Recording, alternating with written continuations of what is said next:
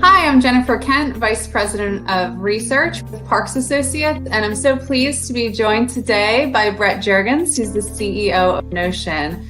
Brett, hi, thanks for taking the time today to chat. Hey, Jennifer, good to see you. Why don't you tell us a little bit about Notion and what it is that you do and your role in the smart home market? Yeah, so started Notion about 6.5 years ago, and really the premise was to bring DIY monitoring to really any kind of property, really easy to install, lots and lots of data being collected from every device. So more, kind of effective, efficient system, less expensive, and uniquely positioned within the insurance space to help insurance companies with monitoring, data and analytics, and those kinds of things. So we exclusively partner with a number of insurance companies in the US, both on home and small business. And we also sell Notion on our website, but the vast majority of our business is done with insurance companies. Our sensors today monitor things like temperature, water, smoke alarms going off, and any kind of door that opens and closes, garage doors, liquor cabinets, front doors, back doors, all those kinds of things. So pretty comprehensive system. And then, as I mentioned, data and analytics products for our insurance partners. Yeah, that's so great. So I think that folks in the smart home industry have really been looking at the insurance space as a pretty natural type of partnership and an interesting channel to explore into. And really, this is your sweet spot. I'd love to hear a little bit more about what the insurers are looking for out of your partnership. Are there certain use cases or sensors, that they're really interested in, and how these rollouts are going, what you're learning from these partnerships?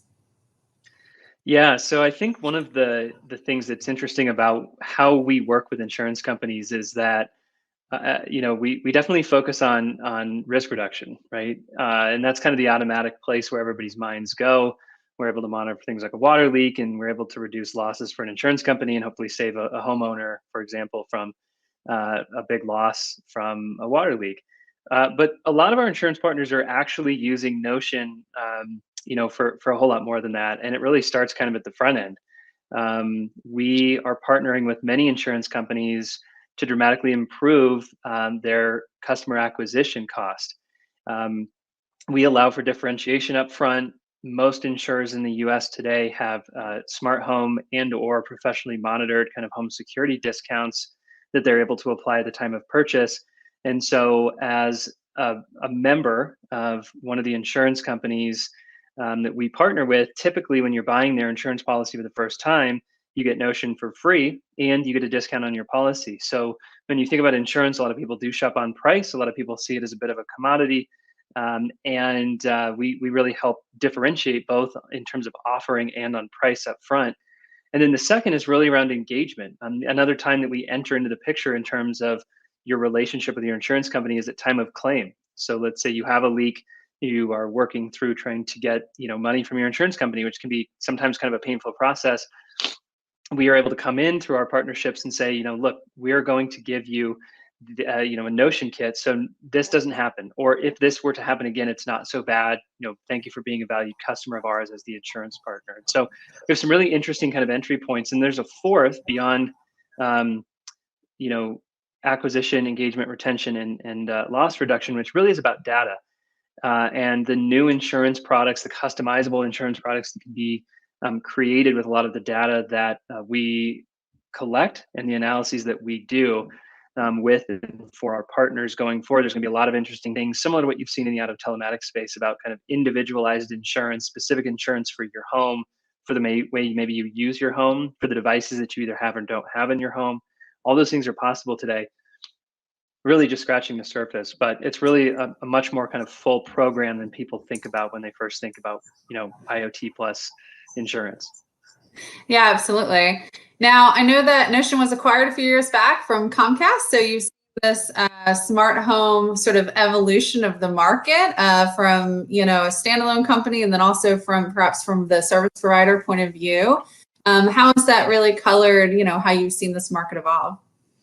Yeah, so our acquisition happened about a year and a half ago, and it was by Comcast. So, Fortune 50 company, about 30 million customers in the United States, and their main kind of core business is really connectivity into the home through internet, and they obviously have ancillary services in addition to that. But I think one of the big things that we're starting to see with kind of connect and protect sort of themes is once you've got that connection into the home, what else can you do with it? Can you connect people and then protect them from things like what Notion does?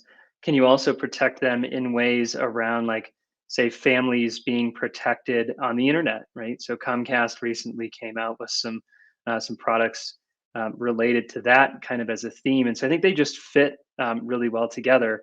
I think the other piece that is starting to get interesting is really just DIY altogether, and how simple things have become, how much adoption there has been from some of the leaders in the space, and I think it's just a natural extension, of what Comcast wants to do.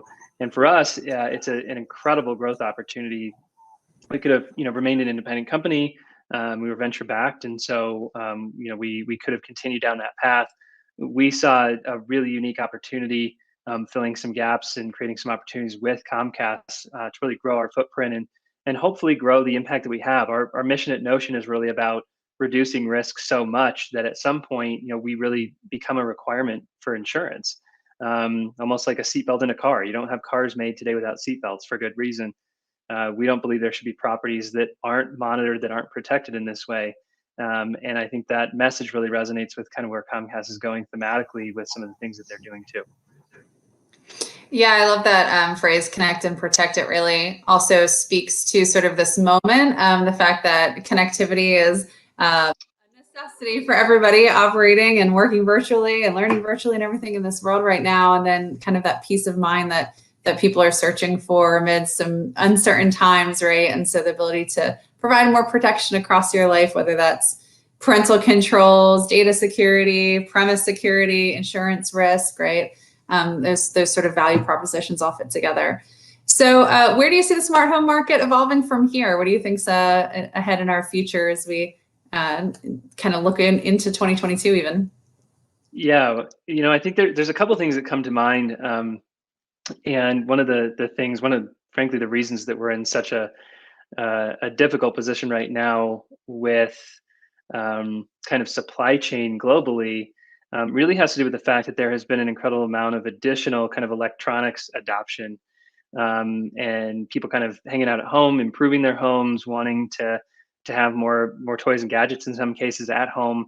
And so I think the focus of kind of a connected home is really changing because we're at home so much more. So how do families engage? How do they interact? How does entertainment happen in new and different ways?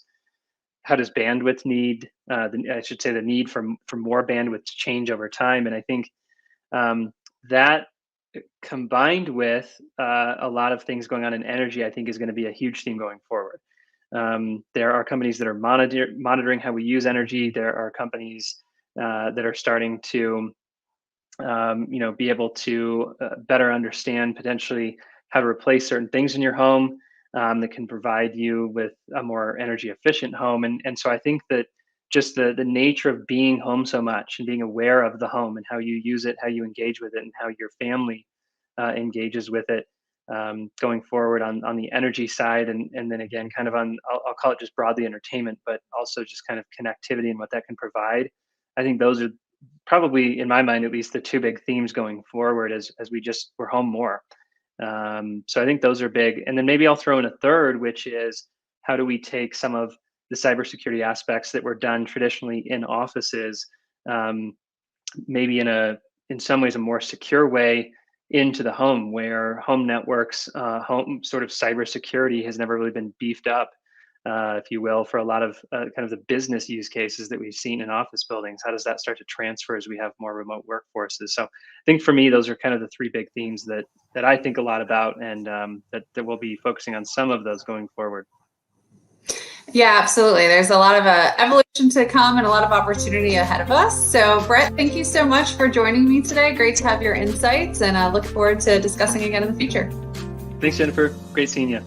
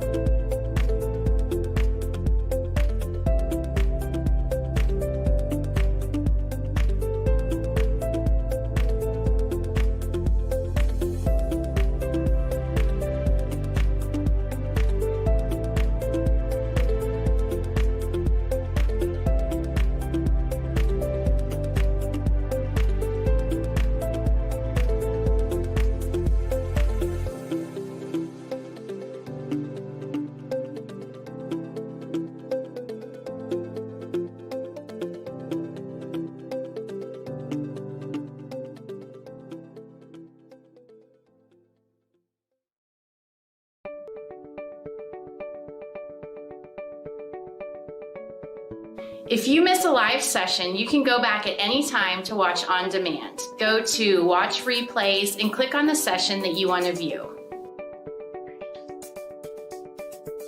Have you created your own event agenda and swap card? Visit the Agenda and Watch Replay tabs to add sessions that interest you to your own event. You can go back to My Event to revisit any bookmarked sessions, sponsors, and items. We want to make sure that you're connecting with our industry-leading sponsors. You can interact with them by visiting the Booths and the Sponsor tab. You can also bookmark sponsors or add items to your event to view later. Sponsors have uploaded extra materials for attendees. Make sure to visit sponsors that interest you to chat with one of their team members or save documents for later. We have dedicated meeting slots set up for break times between sessions. Continue the discussion by requesting meetings from others in the SwapCard platform. Schedule a meeting with another attendee or a sponsor by visiting their page. The panelists and speakers will be addressing your questions live during the stream. During the stream, use the question tab to ask your questions early in the presentation. Go to the poll tab to answer polls that will be discussed during the live stream. If you need help navigating SwapCard, please reach out to our team by mentioning @Parks Associates in the chat box or by contacting one of our team members via our company page.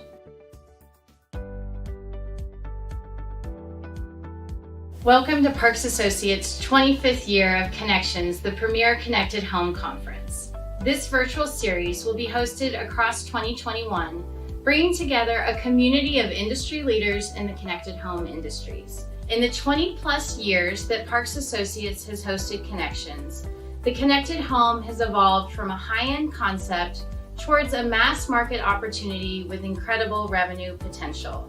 Today, several high-profile market disruptions are emerging as a result of broadband adoption, smartphone usage, and consumer expectations for connectivity solutions that provide a personalized experience.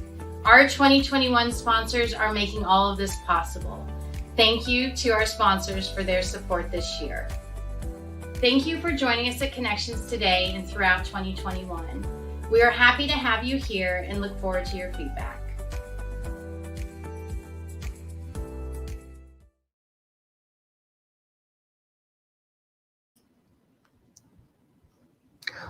Welcome, everyone, and thank you for joining us for another in our series of Connections events as we celebrate 25 years of the conference. Now, this track is titled Privacy and Security, where we want to look at the state of security and privacy in the smart home and the strategies that leading brands are using to overcome the issues. I am Patrice Samuels, and I'll be leading this track. And I'll start with some brief insights into consumer-reported security and privacy breaches, as well as concerns. Then we will have visionary insights from Cujo AI. And after those visionary insights, we will move directly into our executive Q&A, which will be led by Elizabeth Parks and feature Irdetto. And after that, we'll move into our interactive panel discussion. And after the panel discussion, we invite you to hop on over to Zoom, where we will have our networking discussion. But before we get into the discussion, I would like to thank all our research partners and sponsors. And they're Alarm.com, Calix, Comcast, Cox Communities, SmartRent, Bitdefender, Tuya, Ayla Networks, Plume, and AirTies. And we want to thank them for helping to make the event possible. We also want to recognize our supporters who provide guidance for these events in different ways. So thank you. We want to thank you for attending our Connections virtual series in 2021. And of course, please join us for our 2022 events as we plan on having both in-person and virtual events in the coming year. So we're talking about the state of security and privacy in the connected home with a focus on device and online security. And we'll start by looking at consumer experiences. Okay.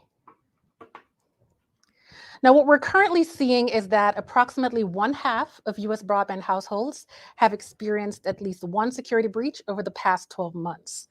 And for people who report experiencing at least one problem, they report experiencing 2.3 problems on average.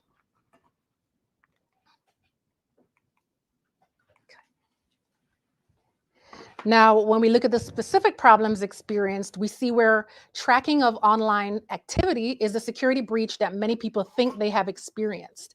About 20% of consumers report that they've had companies tracking them online, and this has been about the same for some time. We had about 19% reporting that they experienced this in 2018, and 17% reporting that they had experienced this in 2015. So we see where that number has not really changed much.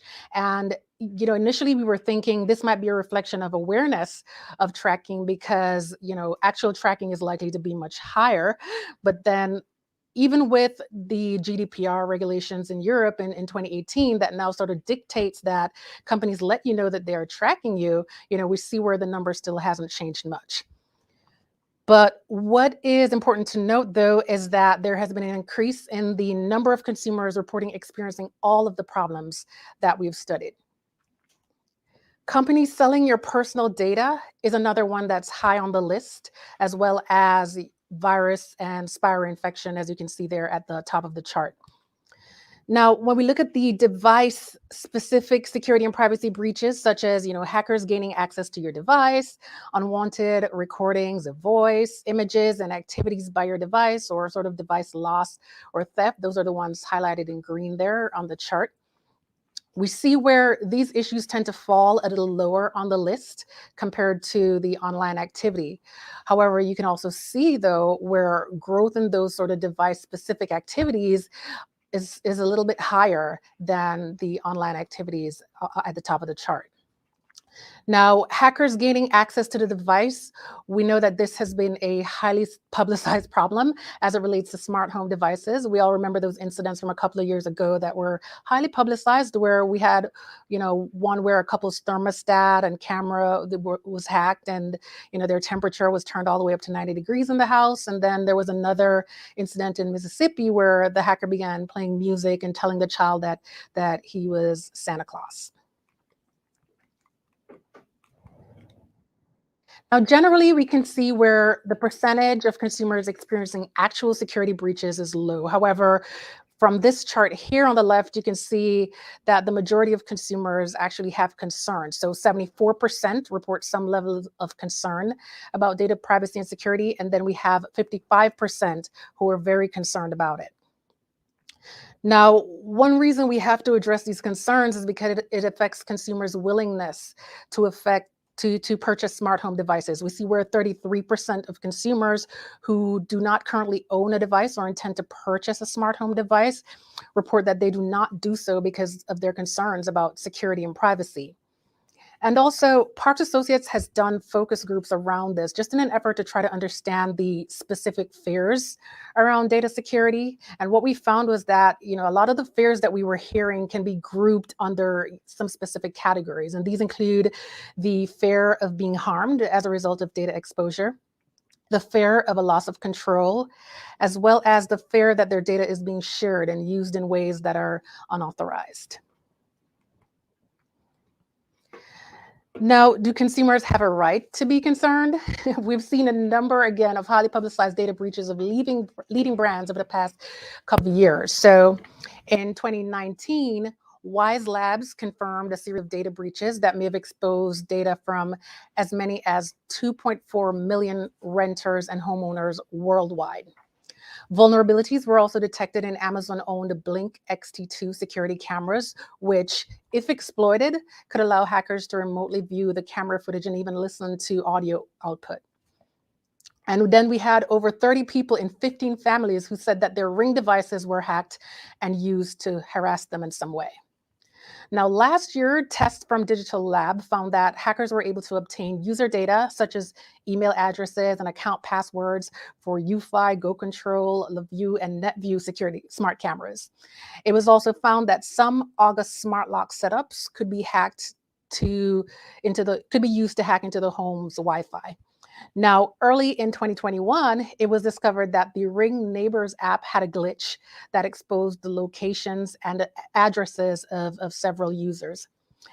And there's also been just a lot of privacy concerns in general around smart speaker recordings. So we see where data security and privacy breaches are a real issue for the connected home. And some of the leading smart home brands have taken a variety of measures over the past years to improve the security of their products, as well as to appease consumers' anxieties about their device security, but also importantly, to increase consumers' confidence to purchase additional smart products. And we see some examples on the slide here. So we had Google Nest, who implemented a guest mode feature.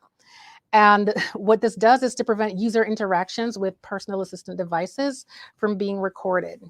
The company is now also giving customers the ability to opt out of audio and video recordings from smart speakers and their smart displays. Amazon has also given smart speaker users the ability to, or the option to share or not share, as the case may be, their smart speaker recordings, as well as the ability to easily delete every interaction with the device. Now, Amazon has also implemented other features to make users more confident about privacy with Echo devices. We have Echo Show devices that have built-in shutters, which really allow users to cover the camera when they don't want to be recorded. And users also have the ability to tell when Alexa is actually listening to requests because of the light indicator that will appear on the Echo device. For Ring devices, the company has also implemented a privacy control center in the Ring app, which is designed to allow Ring users to manage their privacy and security settings from a simple dashboard. Now, the company also allows or provides optional advanced video end-to-end encryption to protect the feed from its Ring cameras and doorbells. Other security companies also consistently develop services to better protect the connected home. So you have companies like Cujo AI, FireDome, F-Secure, Bitdefender, McAfee, Norton, and all the other companies that are listed here. And they're all creating end-to-end solutions to really prevent, detect, and respond to threats to the home network in real time. Some like F-Secure and McAfee have developed services for the direct-to-consumer market, and others are partners for device manufacturers. So these manufacturers can leverage security data and expertise to actually create better services and better, more secure devices. Now, beyond improving the security of the products themselves, the other side of the coin there is to regain consumer confidence. Cybersecurity certification systems are now emerging, and what these do is really to establish a security baseline for internet-connected products to help prevent large-scale prevalent attacks on smart devices. Now, Parks Associates data indicates that 8% of consumers who do not own a smart device currently indicate that cybersecurity certification would increase their likelihood of actually purchasing one. Now, I know 8% might not seem like a lot, but cybersecurity certification actually ranks second among factors that can increase the likelihood of product adoption. And it's led only by the product going on sale, or if the product is offered at a lower cost or a lower price model is offered.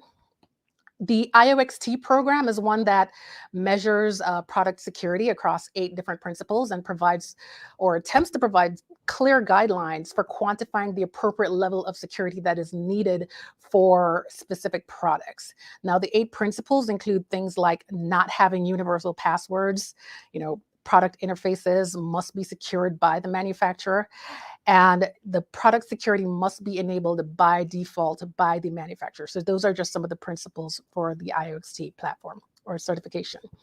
Now, UL also offers cybersecurity certification for IoT devices. Now, with the UL program, device manufacturers can choose one of 3 levels of certification depending on the sophistication of the device and sort of the security characteristics that are needed for the use of the device. Now, the very baseline level includes standards on password management, authentication and access control, patch management, as well as software upgrades. So throughout this track, we want to explore, just where we are on this journey to digital security, and also to evaluate strategies to help to keep our digital lives safe. And with that, I will pause to see if there are any more questions before I transition to our Visionary Insight speaker.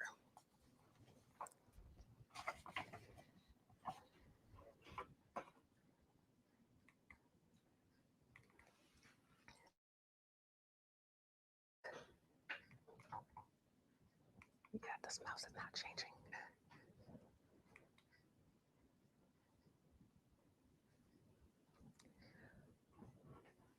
Okay, and with that, we will now introduce our Visionary Insight speaker, who is Einaros von Gravrock, and he is the CEO of Cujo AI. Cujo AI uses artificial intelligence to improve the security and privacy in the connected home and businesses. Now, Einaros will be giving his views on how to secure the connected home. So welcome, Einaros. Thank you very much. Very glad to be here. Perfect. And I want to start by asking you to just briefly introduce yourself and just tell us a little bit about, Cujo AI. Sure. So all the topics that you just discussed are very near and dear to us. I'm the founder and CEO of Cujo AI. What we do is we help ISPs, telcos, and cable companies to secure their end users, typically consumers, but also small businesses, against a variety of cyber threats. The company was founded about 6 years ago. And since then, we sort of really focused and honed in on the smart, connected home space. And with the help of our ISP partners, we are currently securing about 1.5 billion devices at any given point in time. So I'm not sure if we're a visionary, but we have a fair share of experience in this space. Well said. And that experience does count for a lot, especially in the security space. So let's start by getting your thoughts, because this is something, we want to understand to sort of set up the discussion, just where we are on this journey to securing the connected home and understanding the threats that are currently affecting us. So wanting to get your take, you saw that chart earlier where we saw that, the threats are coming from different angles. They're online threats, they're a threat to our connected devices. We're seeing data that shows that the more devices consumers own, the more they're likely to experience a security breach. So what is the biggest threat to home security right now? And, where are we most vulnerable? Yeah, so obviously you need to... The joke is always, if my connected vacuum cleaner gets hacked, what's the worst thing that can happen, right? Right. but from a practical standpoint, think of your network as a home with a bunch of doors and windows. If a hacker can get inside through a vacuum cleaner, that individual or that organization can then penetrate the rest of your network, including prized assets such as your desktop, such as your logins, such as your credentials to your financial accounts, etc. So obviously, over the last few years, as we've introduced all of these connected devices into our homes and businesses, we've opened up many more doors and many more windows for the bad guys to get in. That's today's reality. There's strong reasons why we are where we are. And I would say from a macro view, reason number one is these connected devices, they're not built with security in mind. I think from a what can we do differently perspective, there's traction in part led by Google, but also on others, to think of designing products, to think of it as in terms of minimum viable security, not just MVP, but also minimum viable security. Because when you think about it, when you design a product, what do you want to do? You want to get it out as soon as possible. You want to get market traction. You want to see if people will buy it, use it, etc. You typically don't design it with security in mind. So that's kind of how we arrived where we arrived. There's billions of these little cute, interesting, smart devices, not very safe and secure. And by the way, they're going to cause a lot more trouble going forward, because they're not going to be replaced every 6 months. They're going to be here 2 years from now, 5 years from now, old firmware, old bugs, old vulnerabilities, leaving us exposed unless there's some changes out there. Got it. Makes sense. So, I mean, you talk about all these new doors and windows to the home network now that we have all these devices. So as you speak, I'm thinking, then what is the best way to protect the home? It sounds like the devices are the point that's making us vulnerable. So is it to improve the security of the devices themselves? Do we need to be adding software on these devices to make it more secure, or is it that we need separate network monitoring services where we have software solutions monitoring our networks 24/7, or is it that we need to get rid of those old home network routers that we always talk about that's making our homes more vulnerable? What do you think is the best way then to secure the home network? So it's a combination of things. I would say step 0 is we should ask ourselves, does everything need to be connected?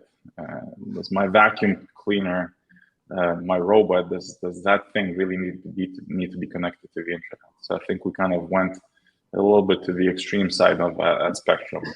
But from a step 1, just to reiterate, security in mind, businesses will not be viable businesses if their devices get exposed and hacked in years to come. Not only that, they will also probably be penalized by government bodies for vulnerabilities. There's a strong push by our current administration as well as governments around the world to regulate vulnerabilities and regulate how these products are designed and how will they be updated in years to come. Because keep in mind that if I'm launching something in 2022, I need to have flexibility designed in that device, which will allow me to patch and fix it in 2028 when a whole new class of ransomware and cyber threats will come out to exist. So designing devices will be business mission critical with security in mind, and it will be regulated. It is already starting to be regulated. So that's sort of one path to the fix, from the bottom up, from the ground up, with support, stick and carrot by the government. Now, the second way to look at it is educating consumers. Why are you buying what you're buying? Is it from a reputable brand? Are you buying something from Google and Ring and Amazon, companies that are spending billions on securing their devices and their systems? Or are you buying something from a company, oceans away, which has really no brand value and no perhaps business reason to ensure that their devices are designed with security in mind? And again, to reiterate, do you really need to buy everything connected in your home? Is that gonna, improve your experience that much around the smart home? Thirdly, which is very dear to us, of course, is the network side. What can ISPs do? And obviously, we spent the last 6 years thinking about that topic more than anything. It's interesting to observe ISPs, just the broadband community, sort of the evolution of this topic. If you go back 4 or 5 years ago, most ISPs simply did not consider it was their job to secure customers on the internet.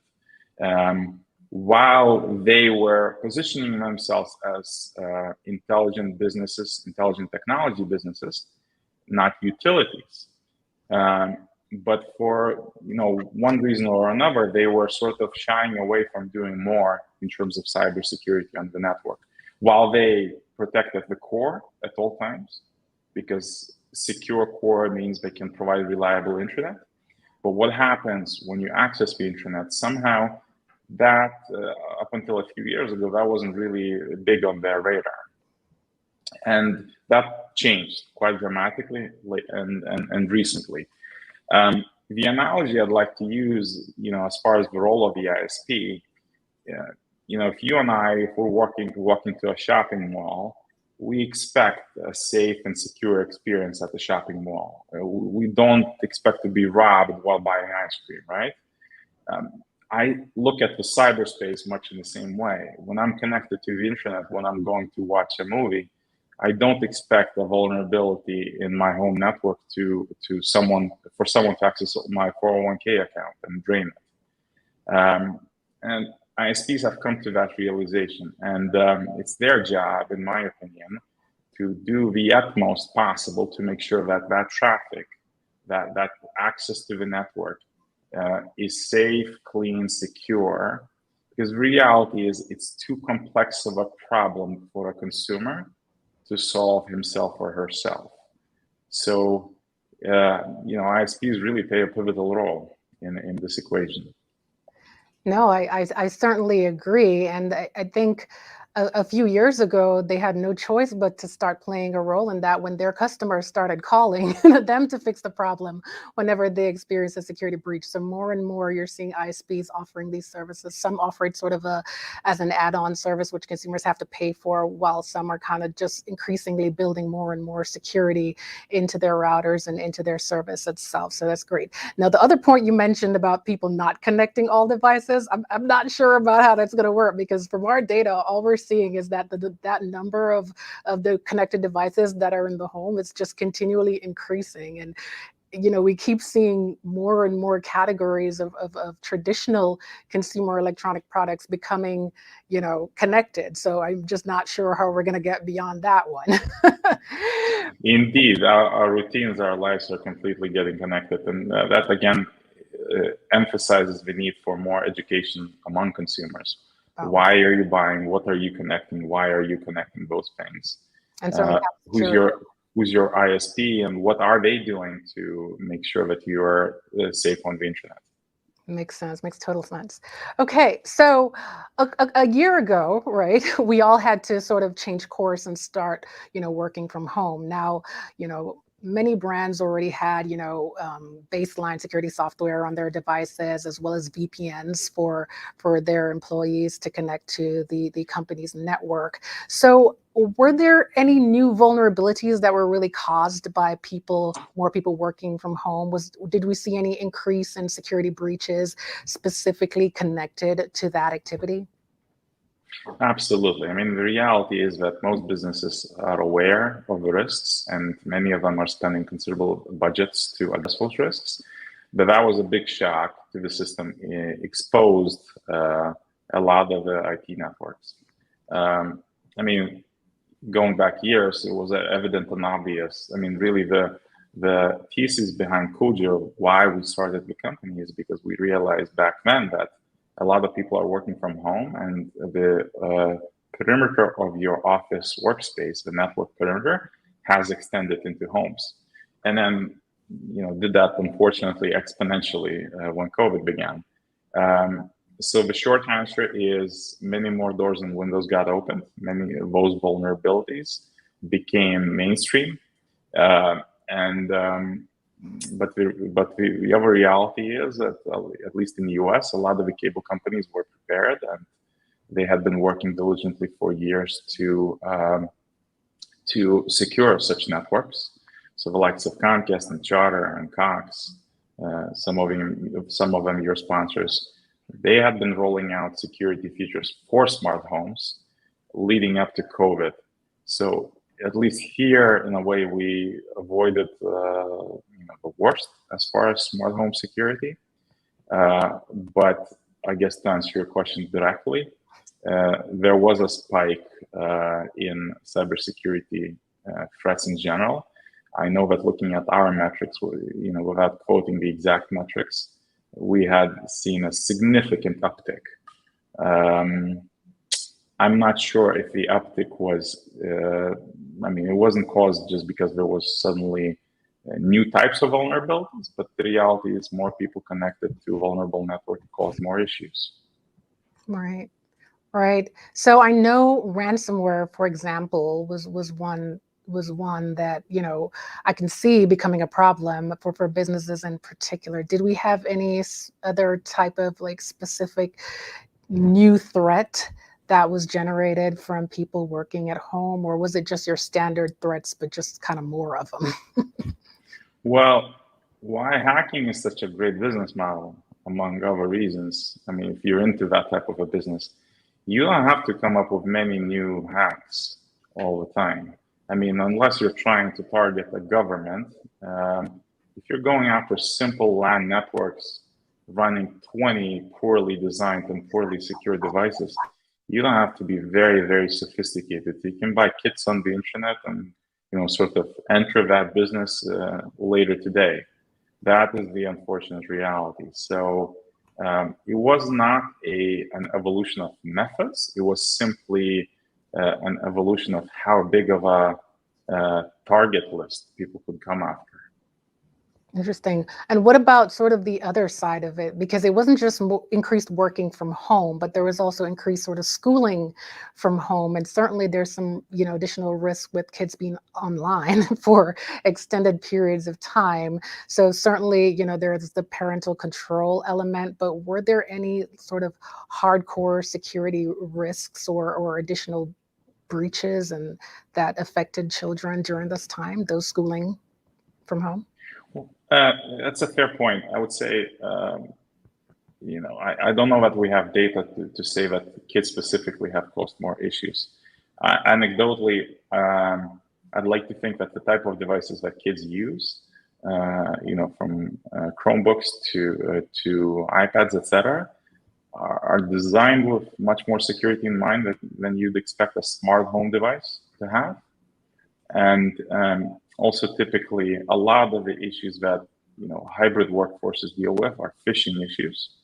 So what happens when you click on an email sent to you when you're connected on a network that's not bulletproof?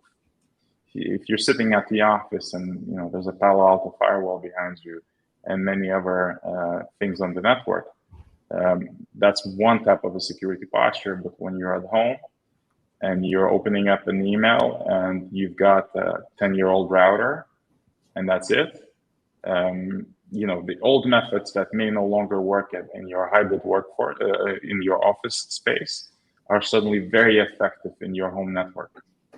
That's really, what took place.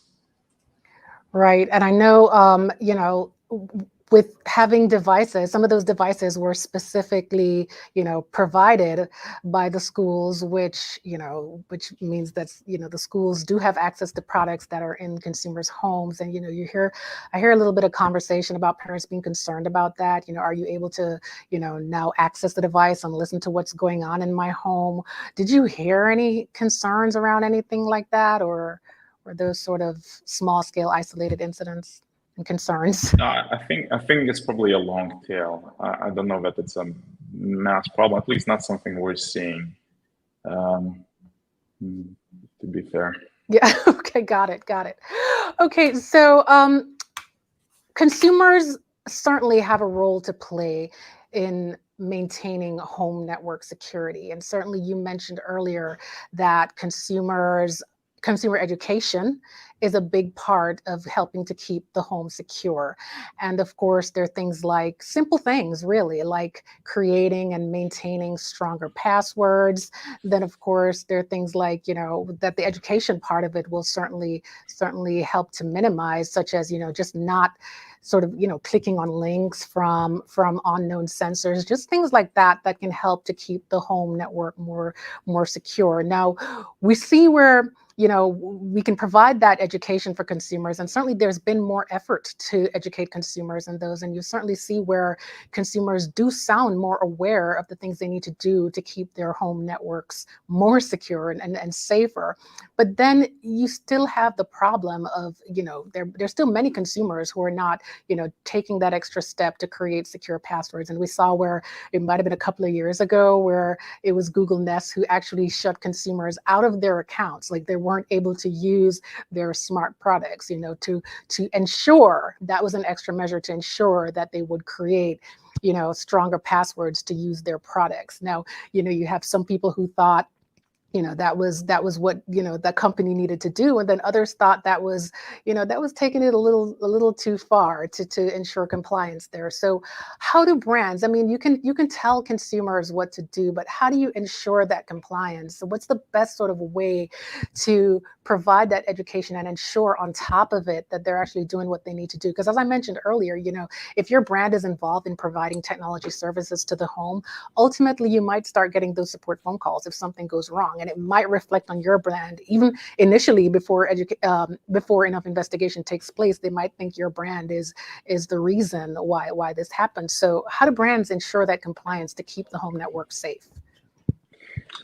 That's a great question. And ultimately, security is becoming a business model for brands, because security means trust. If I can trust you as a brand that my experiences will be safe online, I will buy your products. That's why people buy Apple products to a large extent. And that's why Apple leaned so heavily forward in terms of security and privacy in everything they do, frankly. So if I'm a brand and if I'm building products, I am aware that my consumers may not be educated or may not have the attention span or the skills to use my products safely. So what Nest, the example you had with Nest, I think that's sort of the beginning of a default. I, as a brand, will want to make sure that my customers have multi-factor authentication, that they're accessing my systems in the most secure possible way.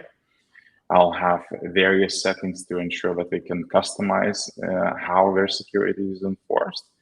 I'll educate my customers what I, as a company, am doing to keep them private and secure. I'll be very transparent about my practices. I will not try to obfuscate and, sort of confuse them with lengthy terms and conditions. I will lean forward and use security as a big differentiating factor. Because the reality is, you will only go to shopping malls that keep you safe or you feel safe and comfortable at. You're going to avoid places that are different, right? So the consumer internet is exactly like that, and I think it's just a natural evolution. If you really follow the major brands, the companies that have a lot at stake, if there's a breach out there, I mean, security is one of the biggest risks for all of them in terms of brand equity, in terms of lost revenues, and in terms of possible regulatory penalties. So, while we've kind of become inundated and kind of almost numb to all the security breaches announced, just say the Robinhood breach that was announced yesterday, reality is that it's a tax on brand equity, and I think companies recognize it. That's really why this sort of shift in perception and sort of connecting the brand value, the business model to security and trust. I think that's probably the most important reason why there's such a fairly significant change over the last couple of years. Yeah, certainly. And I can see where brands are definitely making the effort because they're feeling it in their bottom line. But I think part of it is that consumers just aren't engaged with security. You have to segment customers, actually, because you do have some that are hypersensitive and hyper concerned about security, and then you have others that are just not engaged. So is it that we need to constantly remind these customers, have pop-ups to change your password, I don't know, on a regular basis? Is that what we need to do as the additional step on top of what you just said? Definitely, there's a lot we can do. We can default into more secure ways you can connect. I mean, I would expect a bank to enforce multi-factor authentication as a default. There shouldn't be any other way to connect. And that, to a large extent, that's happening. I mean, education is important. I've got two kids, one in elementary, one in middle school. Both have taken courses at school, how to be safe online. It reminds me a little bit of courses how to avoid germs. So they do that now, which is fantastic. Their entire life since the day they were born was connected and will be more so in the future. So education is really key, and I think we will have a bigger share of the population understanding why these brands do what they do to protect you when you use their services. And I think some of these sort of the multi-factors of the world, some of these hurdles to use products won't be perceived as hurdles anymore, but rather as building trust between the consumer and the brand itself. Wow, thank you for that insight. I didn't realize that was going on in schools. Certainly, that's a huge step towards better home security. And the kids will, they're online more than anybody else, so they certainly will be more secure, and they'll also educate their parents on being secure. So I think that would be a really, really good first step. All right, so you mentioned that privacy and security being a competitive differentiator for brands. And certainly we're hearing that more and more as more consumers' concerns. I showed data earlier that said that 74% of consumers in general, not just those who have devices, 74% of consumers are concerned about security and privacy when it comes to connected devices. So, promoting that will certainly give your brand some kind of, competitive differentiation. So with that said, and you did mention Apple initially, but is there any brand that you think is really getting it right? And what are some of the things that they're doing to ensuring security and privacy? Well, I'll mention some brands, but Apple needs to be repeated. We're talking about the most expensive brand in the world, a $2.5 trillion enterprise. And they're not treating security as a feature. They're treating security and privacy, because I equate the two. They're sort of cousins. They're treating security and privacy as, a strategic pillar behind Apple.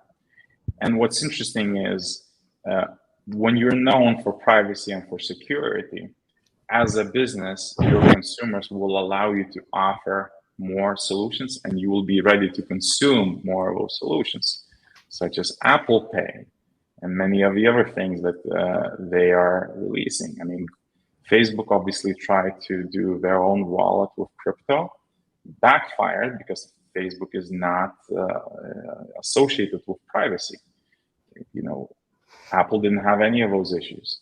So obviously Apple made a multi-year, long-term strategic play to position themselves as a privacy and security company. Sort of coming closer to our world here at Connections, I think Comcast is another company that's also doing quite a bit, their fair share in terms of privacy and security. And especially when it comes to Xfinity and smart home security, over the years, they've typically acted as a leader and leaned forward and kind of explored both the business models and the best practices to make sure that their users are more private and secure. And they did it for a variety of reasons. They did it because they wanted to build on top of a trust between themselves and the user, which again allows them to offer more solutions, more experiences, more products that their clients will consume. They also did it, of course, because they anticipated sort of around the corner that when you go from 2 connected devices to 30 in your home, to your point earlier, you'll be getting a lot more phone calls from customers who'll be calling you, Comcast, not Philips or Siemens, about an issue they're having on their network, not the device makers. So I think those 2 companies really come to mind, and obviously Cloudflare, I'll mention as a third but not least. Cloudflare, sort of the entire vision and the entire DNA of the company is to build a product that people can trust and to be very transparent when there are issues and vulnerabilities on their network.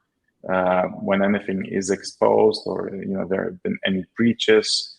I think that Cloudflare is a model for really transparency, because it's okay to fail. It's what you do next, how you react, how you communicate to people who depend on you. I think they've been a model. So those are the 3 companies that I really think of when I think about privacy and security: Apple, Comcast, and Cloudflare. Thanks, and it's really good to hear about Comcast there. As an internet service provider, they certainly have a lot of reason and opportunity to make the home more secure, or do a good job of security in general.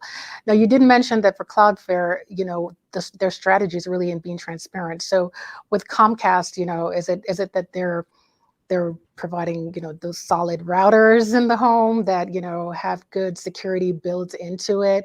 Or is it that they're doing a good job of reminding their customers to, change those passwords and not open certain files? And any insight there on Comcast strategy? Oh, it's all the above. I mean, they've invested fortunes in security, and what you take for granted when you connect to their internet, they've invested absolute fortunes making sure that your internet is clean, safe, and sound. So I, as a user, I would much rather buy, internet service from them than from a company that is, competing in price and competing in sort of features that are perhaps not as relevant anymore. Because when you think about the ISP world in general, I mean, it used to be all speed, right? Speed is what mattered. Pretty much, while there are patches in the country that don't have access to proper broadband, but most of the population has access to fantastic speeds in the US and Canada. So what's next? Your ISP gives you a reliable internet. Security is the next obvious one, and they've recognized that. They invested fortunes in it. I suppose their contribution to this is actions and the products we use every day. Got it. I know, Russ, I have so much more that I want to ask you, but there are questions coming in from the audience too, and I have to grab at least one of them while we have only a couple more minutes.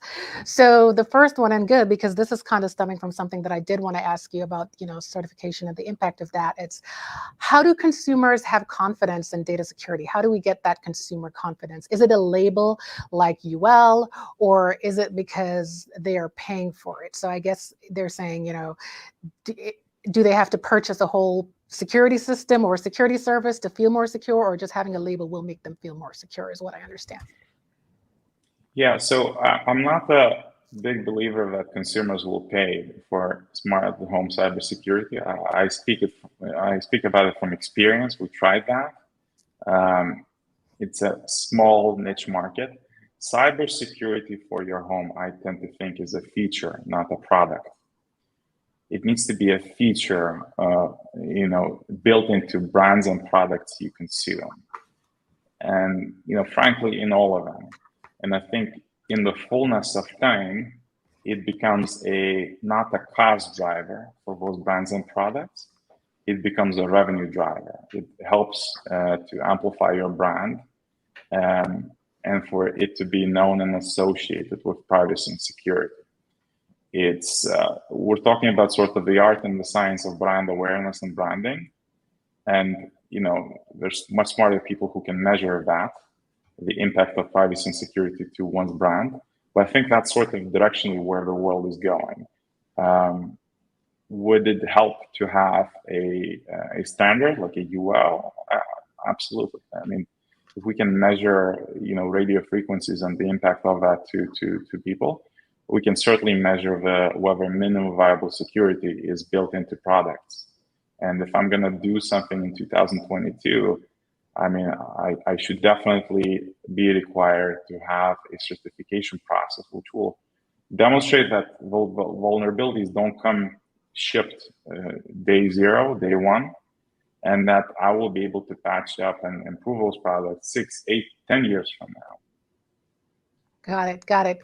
And I see where there are a couple of other questions that are showing up, but that is all the time I have. So I invite those people who had other questions to come on over to the Zoom discussion, the networking discussion in Zoom later on, where we'll be happy to talk a lot more about these security and privacy issues, and all those questions you can definitely ask the speakers and anyone else in the networking room.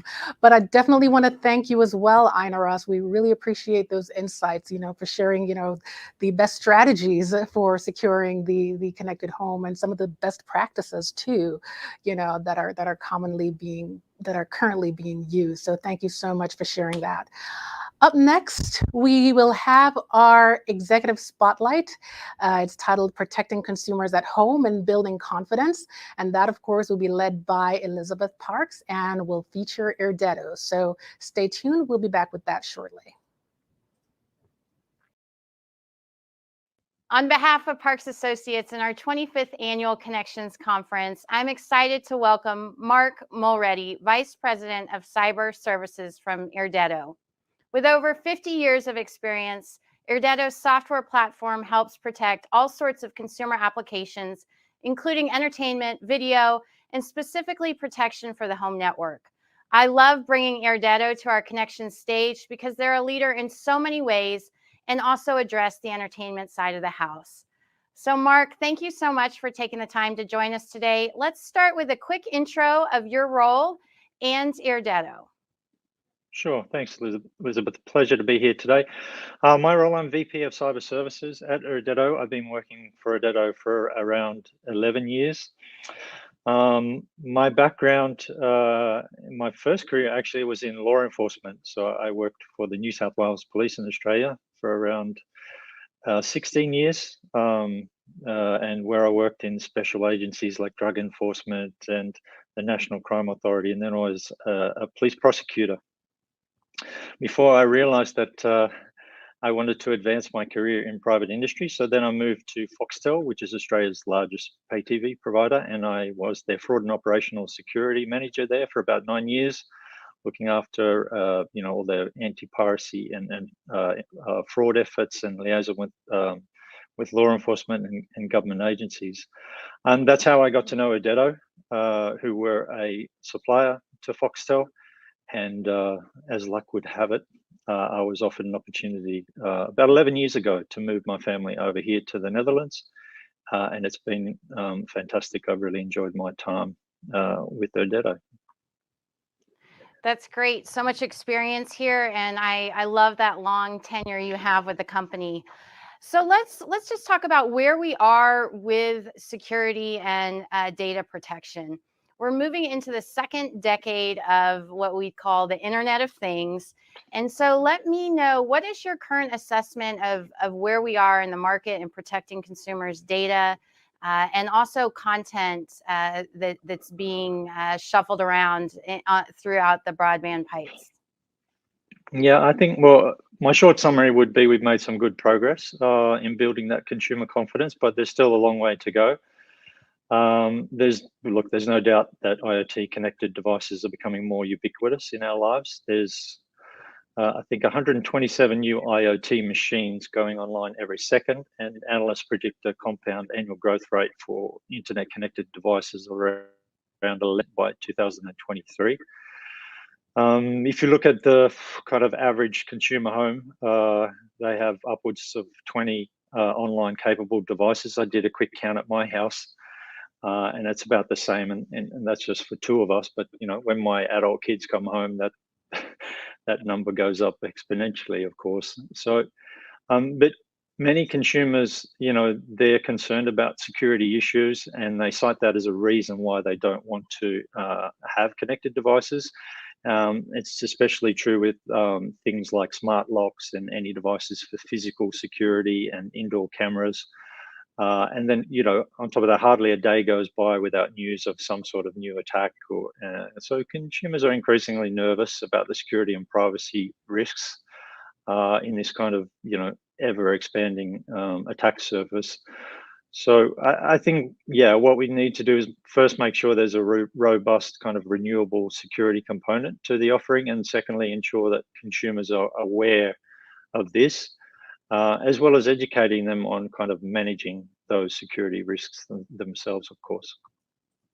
Certainly in agreement that the number of connected devices and then services attached to them are creating more gaps in security, creating that opportunity there for that data to really end up being vulnerable. Is there a specific growth area that you're seeing in the last year or 18 months that coincides with the pandemic? For example, with IPTV devices, for example, which are really a plague for our industry, and they're really one of the number one threats. So, for example, with those devices, you can get access to all of the premium content from broadcasters all around the world, all the top line sports, movies on demand, and you're looking at a very cheap price point there, around 100 to 150 US dollars for a 12-month subscription. So we've seen huge growth in that phenomena, And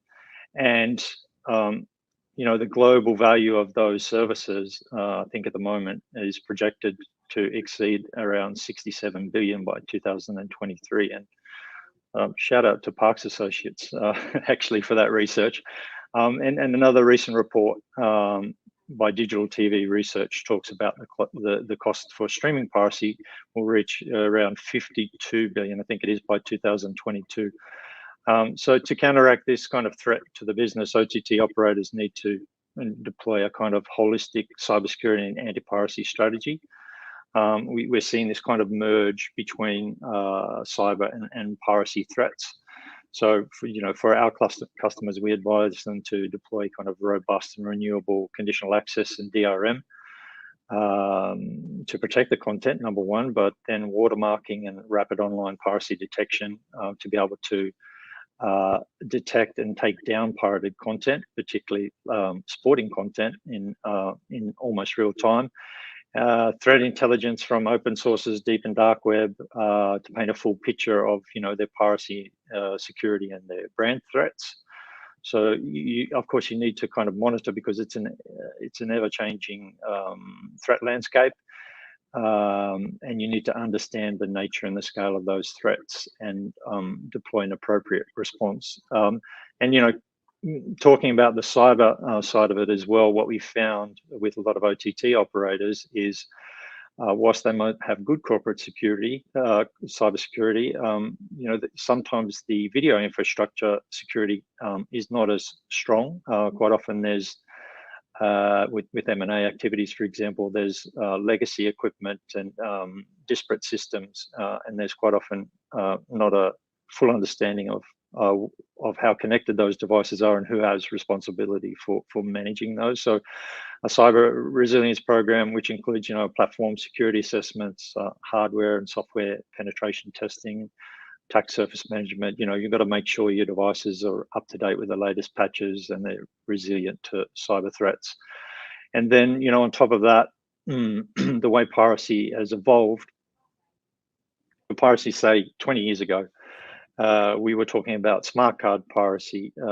So back then it was possible, using specialized equipment to interrogate the chips in the smart cards to be able to extract encryption keys and then create clone smart cards.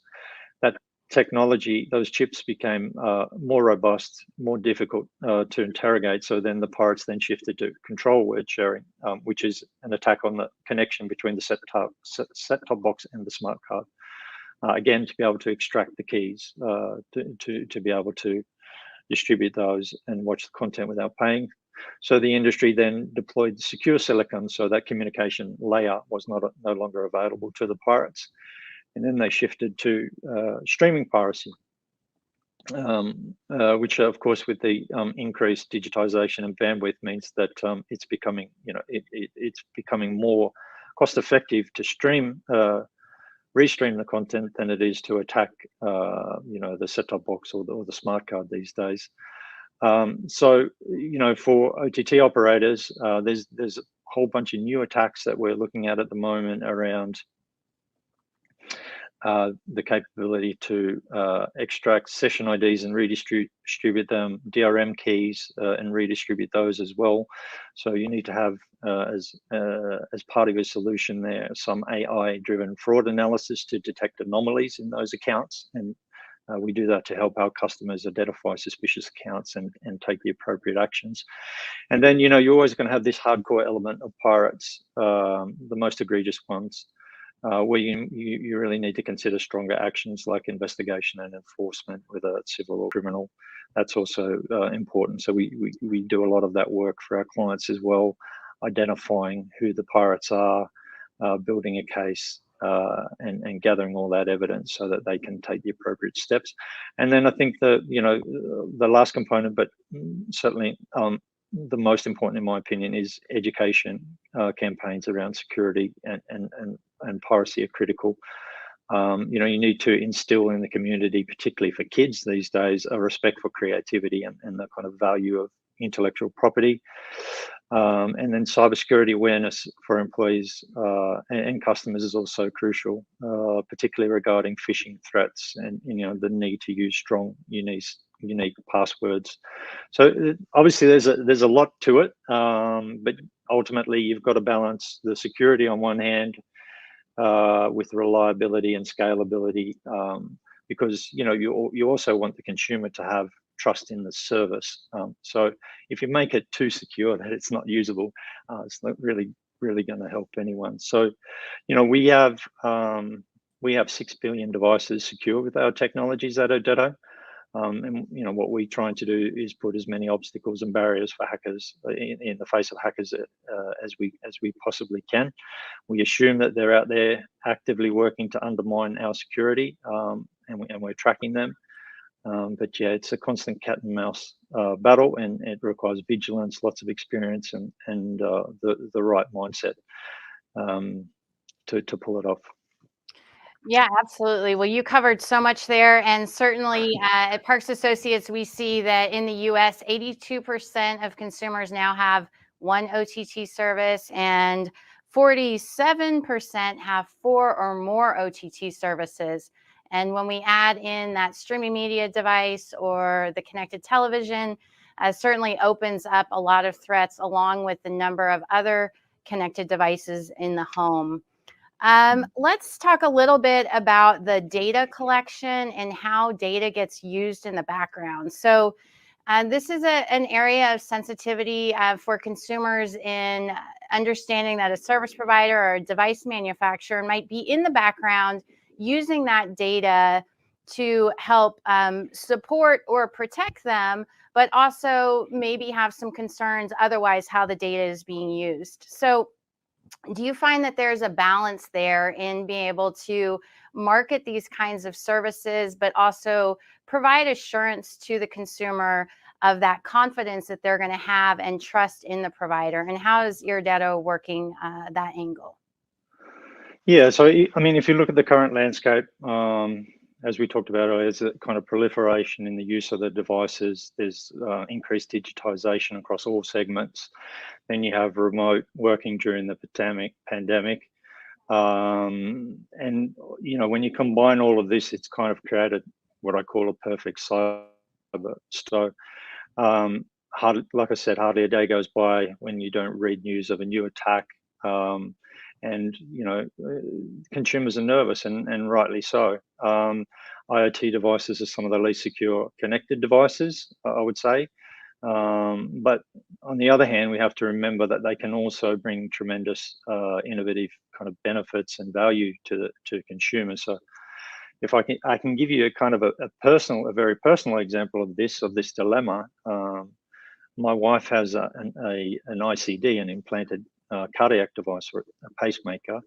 She's had that for nearly 20 years, and for the record, she's going strong, so don't worry. But over the years, she's had to get the devices replaced a number of times as the batteries become exhausted. Part of the process with having a pacemaker is having visits to a technician every 6 months, where they use a Bluetooth reader to communicate with the ICD, and then they download the data for the cardiologist to see if there's been any episodes which require changes to be made, with thresholds or pacing, or when the device shocks you and all that sort of stuff. And the life of the battery is also read in that process. And actually, I'm just thinking of a funny story. A few years back, when we were in Australia, my wife and I were hearing a kind of strange beeping sound when we were in bed at night, and we were like searching the bedroom, the cabinets, the wardrobe for every night for about a week, looking for. We thought it was like an old watch or some sort of alarm clock. And one night I was laying there awake, and I heard her chest beeping. And then I realized it was actually the ICD, warning us that the battery was low, and that we'd need to go and see the technician. But anyway, kind of back to the topic. When the pandemic hit, obviously it became very difficult to go to hospitals to get these types of checks. So for this reason, the cardiologist or the technician arranged for a special IoT device to be delivered to us. And what that device does, it collects information from the ICD automatically, and it sends it back, of course, to the healthcare team through a secure server. So, as you can imagine, when you receive this device at home with Dutch instructions, we were both a little nervous about installing it and the possible, security, privacy, and possibly, even health risks that could be associated with it. So I thought I'd do a little bit of research online to see if there was any known vulnerabilities, and lo and behold, my concerns were heightened when I found a security advisory highlighting vulnerabilities in the earlier generation of that device. That include use of a hard-coded cryptographic key and missing encryption of sensitive data. So there was no encryption at rest, essentially. And so, and then we had to make a decision. Hopefully these guys have fixed. And it's a very reputable company, I might add. So we had a bit more trust, I guess, for that reason. But we were basically hoping that the newer generation they had fixed these vulnerabilities. And to be fair, I mean, the device worked superbly, and that was really, from a convenience point of view, it was a big benefit to us, not having to go to the hospital, not having to line up. So that's kind of the flip side here. And what consumers are really looking for is someone to help them with a secure solution to the problem. So, the research shows that ISPs are well positioned to offer a security solution. And I think there's a report from Omdia that showed that consumer concerns about using certain types of devices is rising due to the threat of hacking. So there's an opportunity here, I think, for ISPs to step in and add value. And as a kind of an example here in this respect, in an effort to kind of achieve a safe, effective home Wi-Fi, our parent company, MultiChoice Group, who is a leading, the African entertainment company, they have over 20 million subscribers. They recently adopted a trusted home solution, and that was developed jointly by Odetto with Minim for their direct-to-home internet packages. And essentially what that does is gives their customers the ability to monitor and customize their home networks depending on their risk appetite. So I think we'll see more and more of those dilemmas occurring, and I think we're slowly seeing confidence being built in these devices as generation after generation is improved along the way. Yeah, certainly, our data is showing, our most recent data is showing that 1/2 of broadband households in the US report experiencing at least one problem with security or privacy, and 74% of broadband households in the US are concerned or very concerned about their consumer data and what's happening with it. I think you're spot on that the service providers are really in a sweet spot to be able to serve the consumer in this way with protection. And the risk of the home network, really is there with all these detached devices. So how do you see the marketing awareness growing for consumers and understanding what these kinds of value-added services are that are being offered that really can help protect the home network and or other devices on the network? I think, the key here is kind of trust. And as I said before, as the devices become more and more secure and people get used to having them in their homes, then I think that trust will only grow and grow in time. Well, trust is, certainly one of the key words that we use here at Parks Associates in understanding the adoption of connected devices. Consumers are looking for protection around their network, around their services, and in some ways might even expect that it's already there. So when we ask consumers about their willingness to pay for add-on network services, we don't get a lot of yeses, right? I think there are big concerns about security, but yet there's still some lack of willingness to actually pay for added services. So do you think that privacy and security features are going to become a standard differentiator for service providers, or will they in some ways continue to be an add-on service for consumers or even businesses, especially as we look to the remote workforce being at home? That does allow for this new opportunity with managed services and really be able to understand the data and some more control around that data set.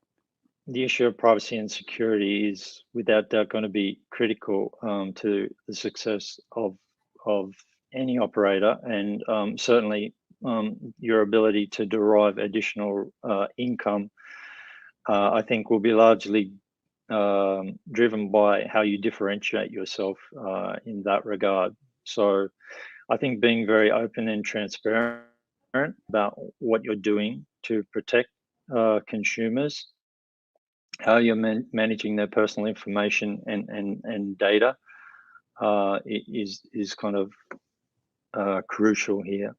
I mean, yeah, if like I said, if you had if you just look at the newspaper and the articles every day around the new ransomware threat or the new malware threat or the new phishing threat, then it's no wonder that consumers have reservations.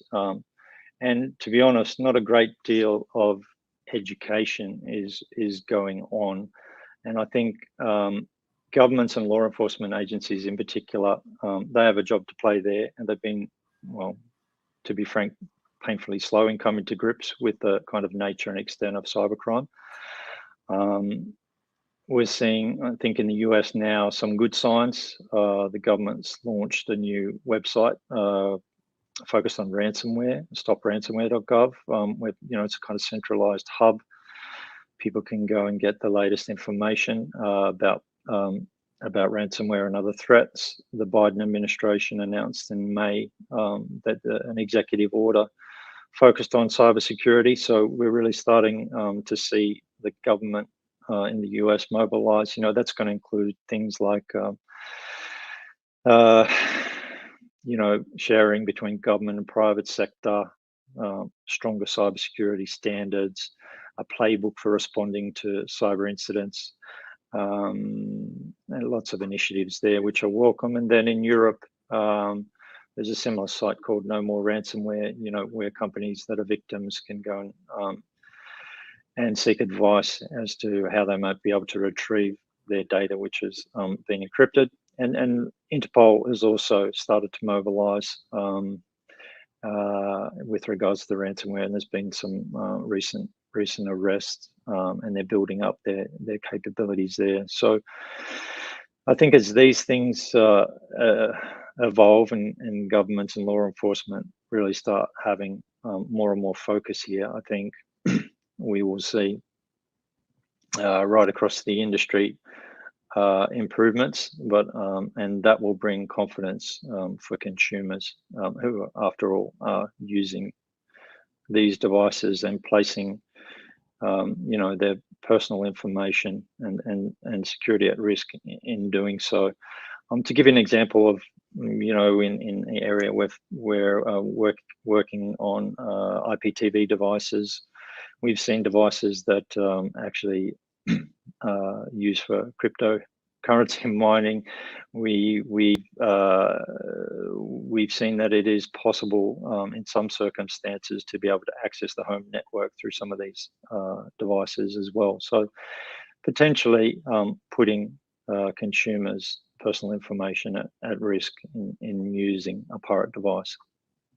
And will these kinds of threats require this continuous, constant software update being pushed out to businesses or consumers' networks? How does that end up working out? Yeah, well, I think any good security solution needs to be A, robust, but B, it also needs to be renewable. Look, I've been doing this for 35 years. And I've seen the whole evolution, as I talked about before, with pay TV. We see similar with our video games.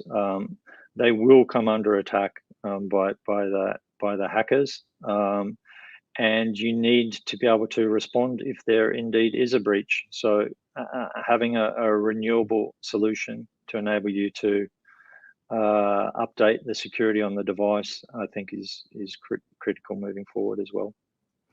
And let me ask you another question. In terms of regions and who might be more advanced than others, would you say the Europe is more advanced than the US? Which region of the world do you think is most tapped into this issue of cybersecurity and data protection? From a privacy perspective, I think it's fair to say that Europe's probably a little bit ahead of where the US is with the GDPR. I think the US is probably long overdue for a more robust privacy stance, but I don't want to wade into US politics, of course. But GDPR so far is the most robust, I think, requirement in the world. There is at the moment, there are some bills that are passing through various states, from Colorado, Virginia. There's bills in committee in I think New York, Massachusetts, Minnesota, Pennsylvania, and some others. So I think they're possibly kind of precursors to a more robust national policy in the US. But yeah, as I said, I think at this stage Europe is slightly ahead in that one. Yeah, and we certainly do see a lot of the U.S. looking to GDPR as kind of the law that rules all laws right now in terms of trying to get the U.S. Closer to that, and California taking the lead, of course. Mark, I want to really thank you for your time and allow you just this last moment to share with us your thoughts of the future of the connected home and that important role of security. Well, I guess Adetto as a company, we're all about embracing connectivity without fear, and that's what we're doing for our customers day in and day out. We're providing them with the security solutions to protect their content, their data, their networks. And then on top of that, of course, we have the whole cybersecurity and anti-piracy services as well. Because it is a fact of life that there will be breaches, there will be content and data stolen, but it's really all about making your platforms and your devices as secure as you possibly can. I think as a consumer myself, I don't think we should be too scared about that. I think we should embrace all of the possibilities that are out there. Of course, we need to be aware. We need to educate ourselves about what the risks are. But as I alluded to earlier, there's massive benefits in doing so. And the reality is this is where it's all going, and Adetto is going to be central to that play. Great. Thank you so much. I love that idea of embracing possibilities, and that this is a continued growth that requires trust, and certainly many players who get to serve the consumer and help build that confidence. So Mark, again, I want to thank you so much for your time today and joining our stage, and I wish you the best for your day. And thank you again for joining us. It was a pleasure, Elizabeth. Thank you for having me. Up next, join us for our panel, Security and Privacy Addressing Consumers' Concerns, with our Senior Manager of Market Research, Patrice Samuels.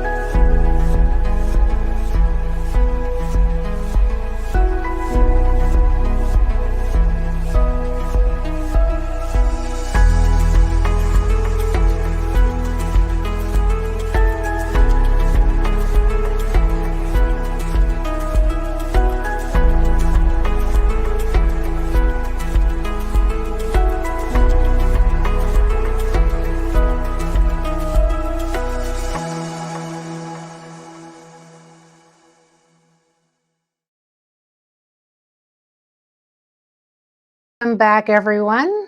Welcome back. We will now move into the interactive panel discussion segment.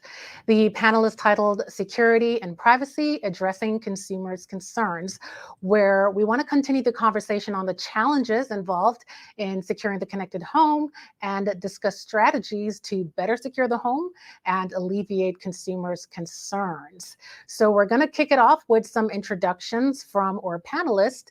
Then after that, we'll get into our discussion after which we'll leave some time, 10 to 15 minutes towards the end for some questions from the audience. As a part of the discussion, I do invite you to participate in our audience poll, and you can find that in the live discussions tab.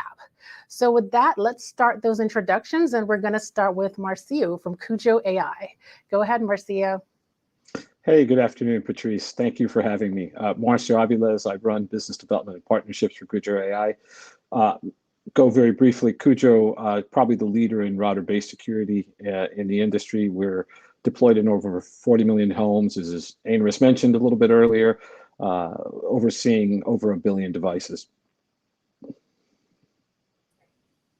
Awesome, thank you, Marcio. And now we'll move to Jeff. Jeff is from SAM Seamless Network. Go ahead, Jeff. Hey, thanks for the introduction. I'm not sure if everybody can hear me okay. Hopefully this is working. We can hear you. With Sam, I look after our product team here at SAM. And SAM's a newer entry into the router-based security space. We built a cloud-native solution that provides security for homes and small businesses. And we've actually done it in a very interesting way where we can fit in a very lightweight container-based deployment out to all of the routers that may exist and have been deployed across the world. So very interested to join the panel here today and talk and share a bit more about what we see going on in the industry today. Thanks for having me. Thanks for the introduction, Jeff. And now we'll have an introduction from Sharon, and Sharon is from FireDome. Go ahead, Sharon. Hi, everyone. It's a pleasure to be here, and hopefully next time we'll be in person. So I'm the co-founder and COO at FireDome. In a few words, FireDome is a growth enabler for IoT brands. We provide both robust IoT security and privacy, as well as advanced marketing and cyber services. And we enable leading IoT brands to protect their devices while also growing their market share. We're working with partners and customers from all IoT segments, from smart home, industrial, enterprise IoT, and protect devices such as routers, robots, baby monitors, cameras, connected health devices, and many more. Great, wonderful. Thank you, Sharon. And now we'll have Paul, and Paul is from F-Secure. Paul, can you introduce yourself? Hi, I'm Paul Palmer, and I'm the Vice President of Service Provider Business at F-Secure. We've been around quite a while. We've been doing cybersecurity for over 30 years. And our tagline here is protection simplified everywhere. And the way we do that is we provide privacy and security to consumers, whether they're in the home or on the go, using our applications and also our Connect Home security offering, which we call Sense, and one of the topics of conversation today. Thank you. Thank you, Paul. And now we'll have Scott from NXM Labs. Scott, can you introduce yourself? Yeah, thank you. Good afternoon. My name is Scott Rankin. I'm the founder and president of NXM Labs. We're a new entrant in the marketplace. We're actually launching our platform, which is called Autonomous Security. It's a next generation security platform designed for OEM manufacturers. Its purpose is to eliminate single point of failures, ransomware attacks, anything that can penetrate an IoT endpoint device. It moves the industry forward in terms of being zero touch and a zero trust platform that allows for high levels of automation in IoT, enabling OEMs to really develop systems that are ultra secure and deploy them rapidly to market. And we're looking forward to being on the panel today. Thank you. Very much, Scott. Okay. And with that, I think we can go ahead and launch into our discussion. So I asked this question of Ainris earlier, and it's kind of to set the foundation, of what's going on in the home. I do want to ask all of you as well to get your sense of what you think is really the biggest threat to home network security now, or the security threat to the connected home. Is it those old routers that we're still using, or is it those unsecure devices that Ina Ross mentioned, what do you think is the biggest threat to us now as we're acquiring used connected devices? And before you get started, I do want to ask our audience as well. We have that same question as a poll question. So if you don't mind just answering that question real fast, and then we'll go ahead and pull up those results after we hear from our panelists. So if you don't mind going ahead and kicking us off, Sharon, with what you think is the biggest threat to the connected home. Sure. So I think it's both. It's basically both the routers and the devices. The security level of the IoT devices in the home is unfortunately not too high. Routers are very rarely being updated, very old firmware. And at the end of the day, for the attackers, they're just doing spray and pray. So they're just looking for the entry point. And luckily for them, IoT has a lot of entry points for them. So it may be their router or any other IoT device in the network. Got it. Jeff, do you have similar thoughts? I do. I think that the devices are very much so the weak point that are connected. But the thing that sits behind that is it's education. A homeowner doesn't know that they have a vulnerable device on the network. And it's a general thing. If you think about working in a corporation, you train your corporate users about things like phishing attacks every day. It's a constant reminder for the security team, don't click on these links. Now, think about the homeowner. They don't have anybody training them on those sorts of links. They don't have anybody training them on the risks of the cheap device they bought on sale somewhere that they plugged into their home network and the damage that could present to their own security posture. Got it. Any other thoughts? Any different thoughts, Scott, or what are your thoughts? What do you think is the biggest threat now to us as we use our connected devices? It's a really good question. I think the problem's deeper. I think that the model that we've been operating on for very, very long time is broken, and that's really where you have a centralized model where all of the information, the personal information of consumers, things like that, is stored in a central facility. That's what the hackers go after. I mean, that's their first point of entry. They go after where the money is. They go after where the people are. And if you have a breach in a centralized system, it can cascade out to endpoint devices, IoT devices, which we know are inherently unsafe. So I think the problem is more deeper problem in that the model we've been using for the last several decades, which is centralized, needs to evolve to a decentralized model, where the risks are spread among millions of devices, not centralized in a server where you can get access to them. So I think, from our point of view, that's the philosophy we're behind autonomous security, is letting the devices manage their own security, but also protecting personal information by not allowing it to be traced back to those devices, you might say. So in other words, to build a really smart, if you want to use the phrase, firewall between where the data, the personal information, your privacy, everything else is stored remotely, and the actual devices that are in your home, because those devices live or die by what they're connected to. So that's what we think is a big area of concern. So I would say that the security model that underpins most of IoT is actually broken and needs to be addressed. Got it. Marcio, did you have any thoughts? Yeah, sure. I'll add. I mean, I think Jeff touched on this a little bit, but I think the people using the devices in the home are a big part of the equation, right? When you look at the data we see on the billions of devices that we manage, number one is people actually using their browsers to go to places that are unsafe, that could actually trigger events that would allow hackers to get into their network, right? So they're a part of the equation as well, along with the devices. And Scott mentioned kind of the structural model, but I would say, and I've said this before to you, Patrice, is the business model for some of these companies who are offering IoT devices, especially the consumer ones, is kind of broken, right? There is no incentive for them to keep these devices up to date. If you had a recurring revenue model associated with a device that you're selling into a consumer's home, you're going to be way more likely to try to maintain security up to date. And you can see that the world kind of divides itself today from an IoT perspective between companies that do have kind of a recurring revenue model. They'll do firmware upgrades, they'll offer you upgrades for devices, versus the ones that are just selling devices into a home. And, it was maybe secure when they sold it, but 5 years later, maybe not the case anymore. Got it. Paul, did you have any thoughts before I go to the audience? Yeah, I tend to agree with most of the points made. A couple of other things I would like for us to consider are most of those connected devices also store data in the cloud, and how secure is that, and how's that protected? Yeah. So we're talking a lot about the devices in the home themselves, but what about the data that's being collected and the accounts that are being created for these devices in the home? I'd also say during the pandemic, moving a little bit away from what we've been talking about, but we're all been working from home and maybe having kids running around, and I think there's probably been an increase in success rates for criminals in things like phishing attacks and ransomware, because typically people aren't paying as much attention. You might look at your mobile, look at an email and click the link, not even thinking about it, because we're so involved working and distracted, working at home.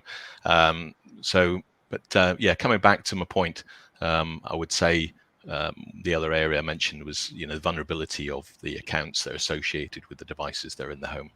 Got it. Okay, well let's look over. Patrice, can I add something before? Oh yeah, sure, go ahead. Thank you.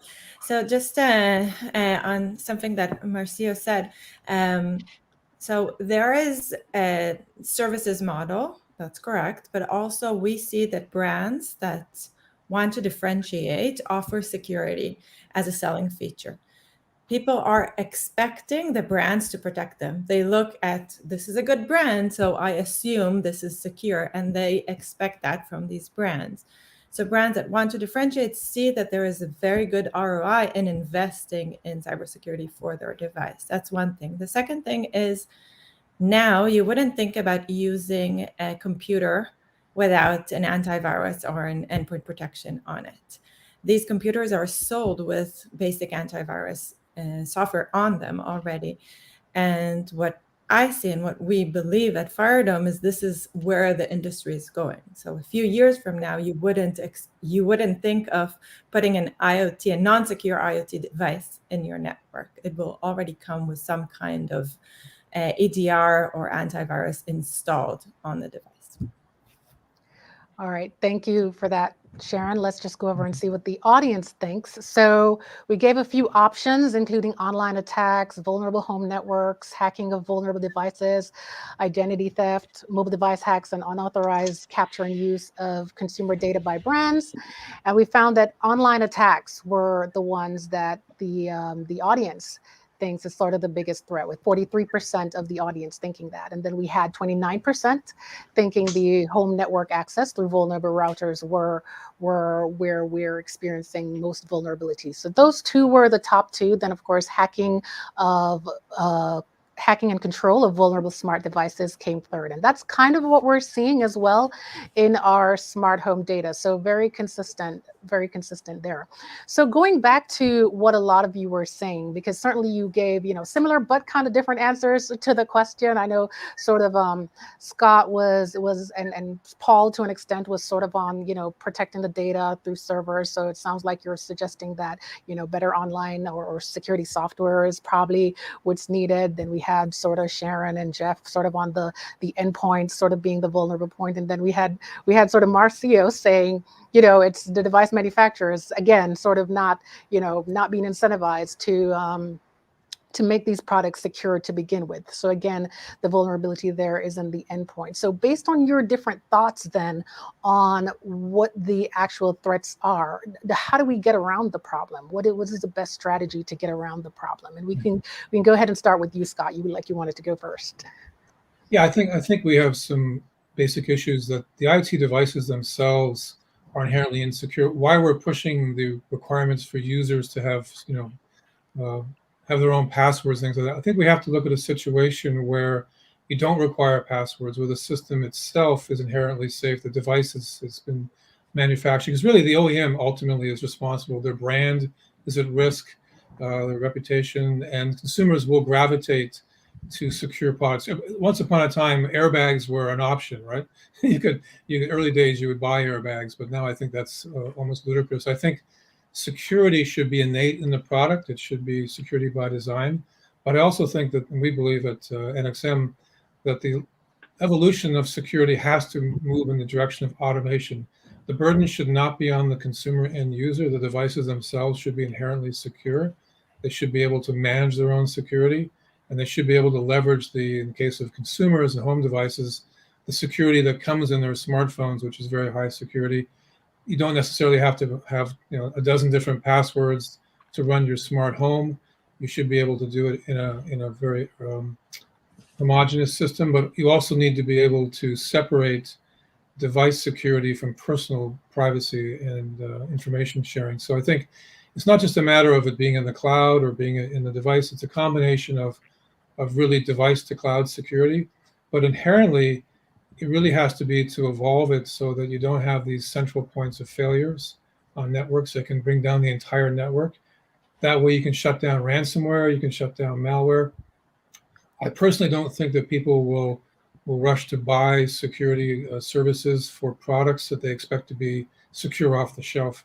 What will happen is that brands will be known to be secure, and more brands will start to recognize, followed by government regulation and insurance pressures, to really make sure that in the automotive equivalency that you have standard things like anti-brakes, you have anti-skid brakes, you have airbags. People expect that when you buy a car, that it comes with this stuff. So they should expect that when they buy something from a big box retailer or they send out an RFP, that they're going to be getting secure products that are inherently secure.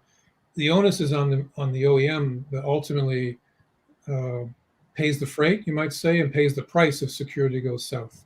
So I think we need to have all those elements together. Yeah, I like your thoughts about automating security. It sounds like a lot of the security by default, which a lot of the security certification programs now are trying to enforce.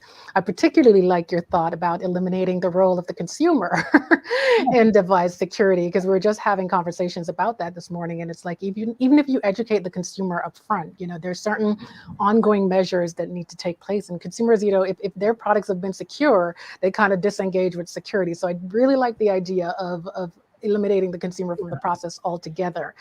Jeff, what are your thoughts? Oh, sorry, you wanted to just want that means, by analogy, can you imagine having to configure your car's safety systems before you turn it on? That's crazy. Exactly. No, that's a really good point. Yeah. No, I think going after that point of it needs out of the hands of the consumer. To us at SAM, we see the home network, especially as an unmanaged network, and needing to automate that security on behalf of the consumer. They don't know what firewall ports are. Chances are they may not even know what devices are connected to their network, let alone the vulnerabilities associated with those devices.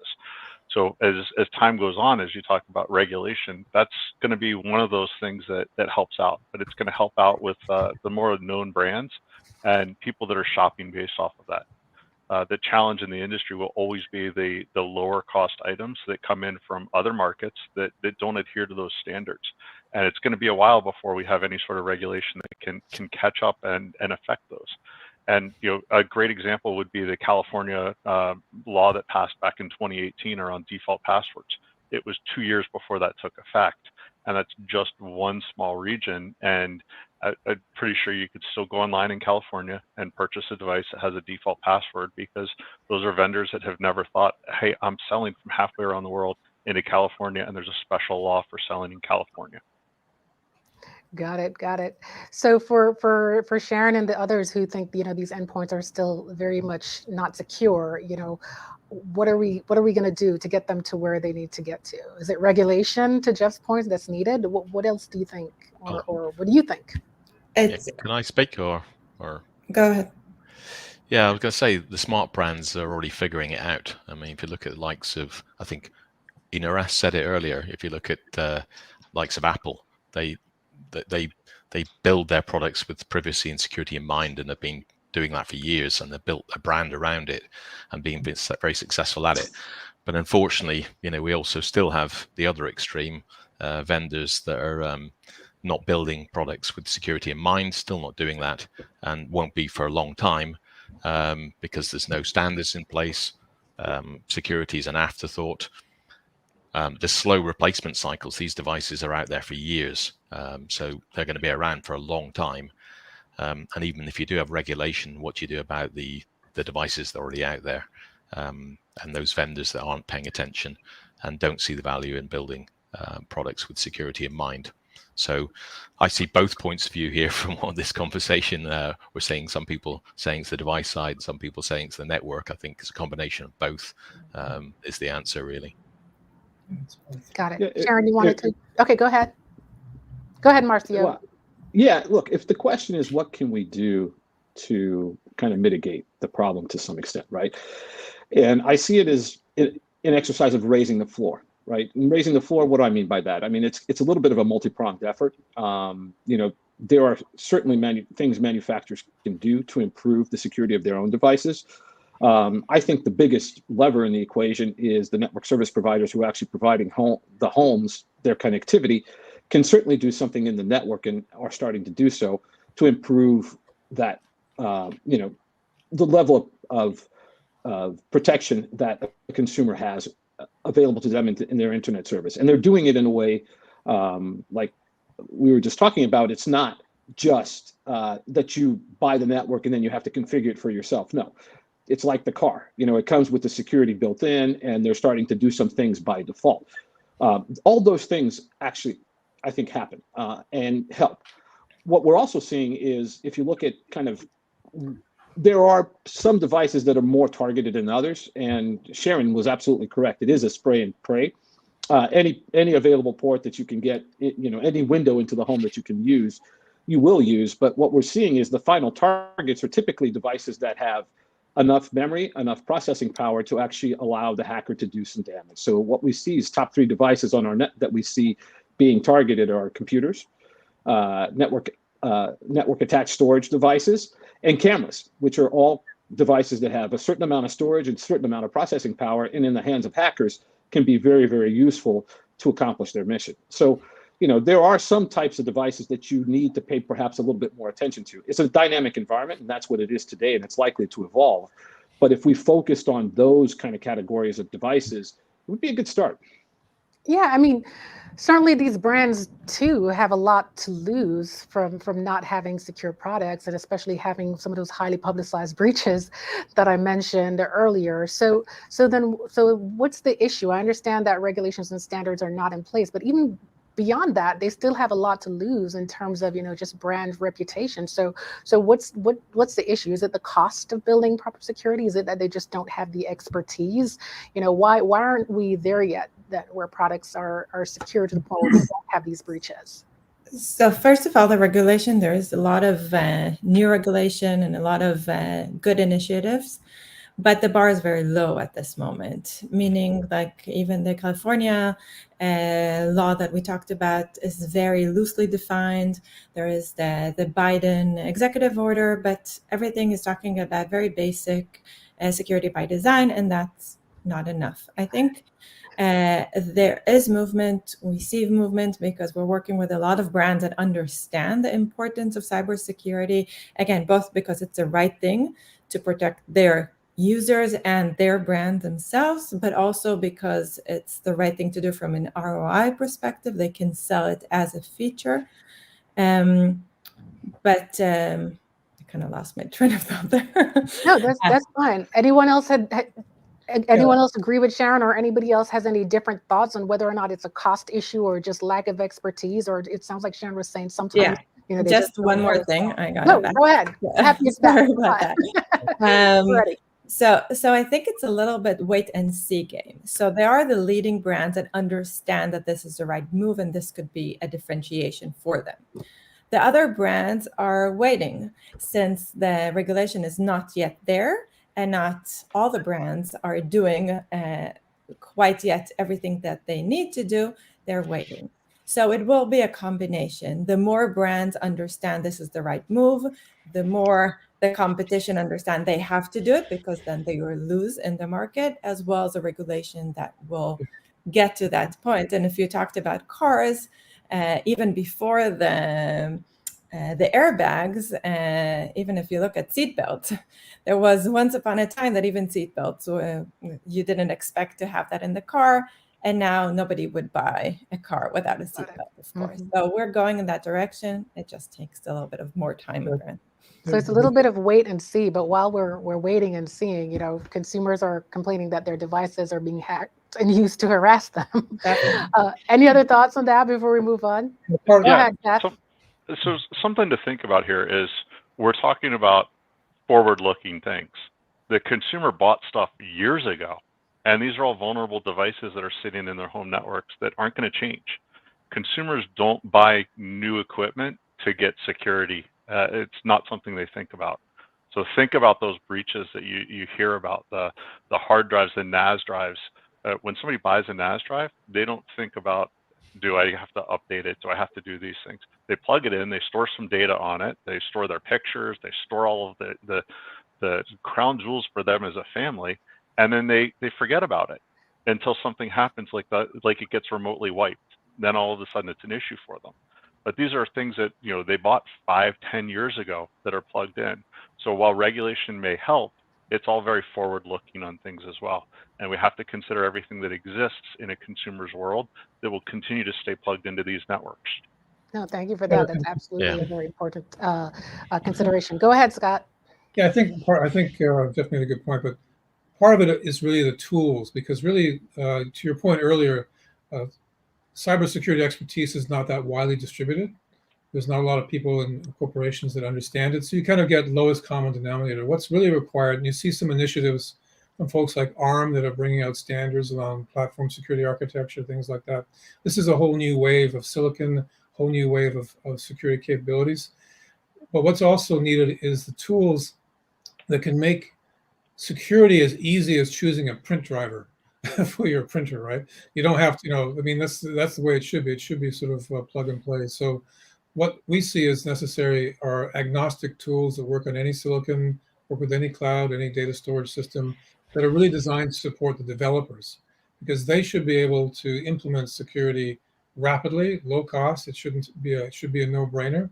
So it also comes down to the ability of our toolkits to be able to let the engineers, who are ultimately responsible for getting it on a device, to be able to implement it very quickly and economically. So it shouldn't have a big impact on BOM. It should be something that is for the life cycle of the device. It can be maintaining the security for sure, but it really should be reduced to a very simple set of APIs, a very simple set of tools that can be widely adopted and used. And that's part of what's been missing. Is I agree that you have to be able to reinforce and protect the gateways that can stand in front of the old systems, but there is a movement now towards secure silicon, which is foundational to building secure systems. So you're going to see a lot of changes in the next few years in IoT as these processors hit the market. They're starting to hit the market now with companies like ST Micro and NXP. NVIDIA's at the high end. They already have them. But what you're seeing is that the software is starting to catch up. And that has to start and end with the engineers that have to actually write it. And it really shouldn't be having to reinvent the wheel every time. You should be able just to get it off of a software developer kit API and plug it in, and it should work. So you don't have to be an expert in cybersecurity. I mean, again, to use the analogy of automotive, once you have developed those capabilities, the OEMs can just buy it, right? Right. And certainly a lot of the startup companies who have not developed those expertise will be able to benefit from solutions like that. But I do have to move on. And Paul, I know you mentioned it earlier. You kind of alluded to, people working from home and some of the new threats that will bring. So I wanted to go there a little bit because I want to, have a better understanding of, a lot of us are still working from home, So what are some of the new threats then, or what kind of threats sort of increased as consumers worked from home? What new things did we have to look out for as we moved into that era? Yeah, from our perspective, I think Ina alluded to this earlier as well. I don't think there's been new threats. I just think there's been more of the same and more success by the criminals. There's articles I've seen showing that phishing attacks increased by 600% since February this year, which is shocking. But equally, as I said earlier, phishing attacks are being more successful. If you're sat in your office behind an office firewall, then there's more processes and procedures in place to stop you from clicking on a link. But maybe if you're distracted by a kid and you're on a mobile phone, you're more likely to make a mistake. But I do think there's also, companies need to, with the working from home, there needs to be more education for employees, and also for them to be able to have visibility of the devices, for example, that are connected to their network in the home, so that if they see any suspicious devices on their network, they can quarantine them, or at least take some action about devices that shouldn't be connected to their network. They should be encouraged to use things like VPNs. I hear some people saying, why would you put antivirus on a mobile phone? Well, you look at a mobile phone these days, they've got all your passwords, they've got all your accounts, they've got all your everything you can imagine, banking details, credentials are all on your mobile phone. And I hear people saying, well, we don't believe in that. It can all be done from the network. Why do we need antivirus?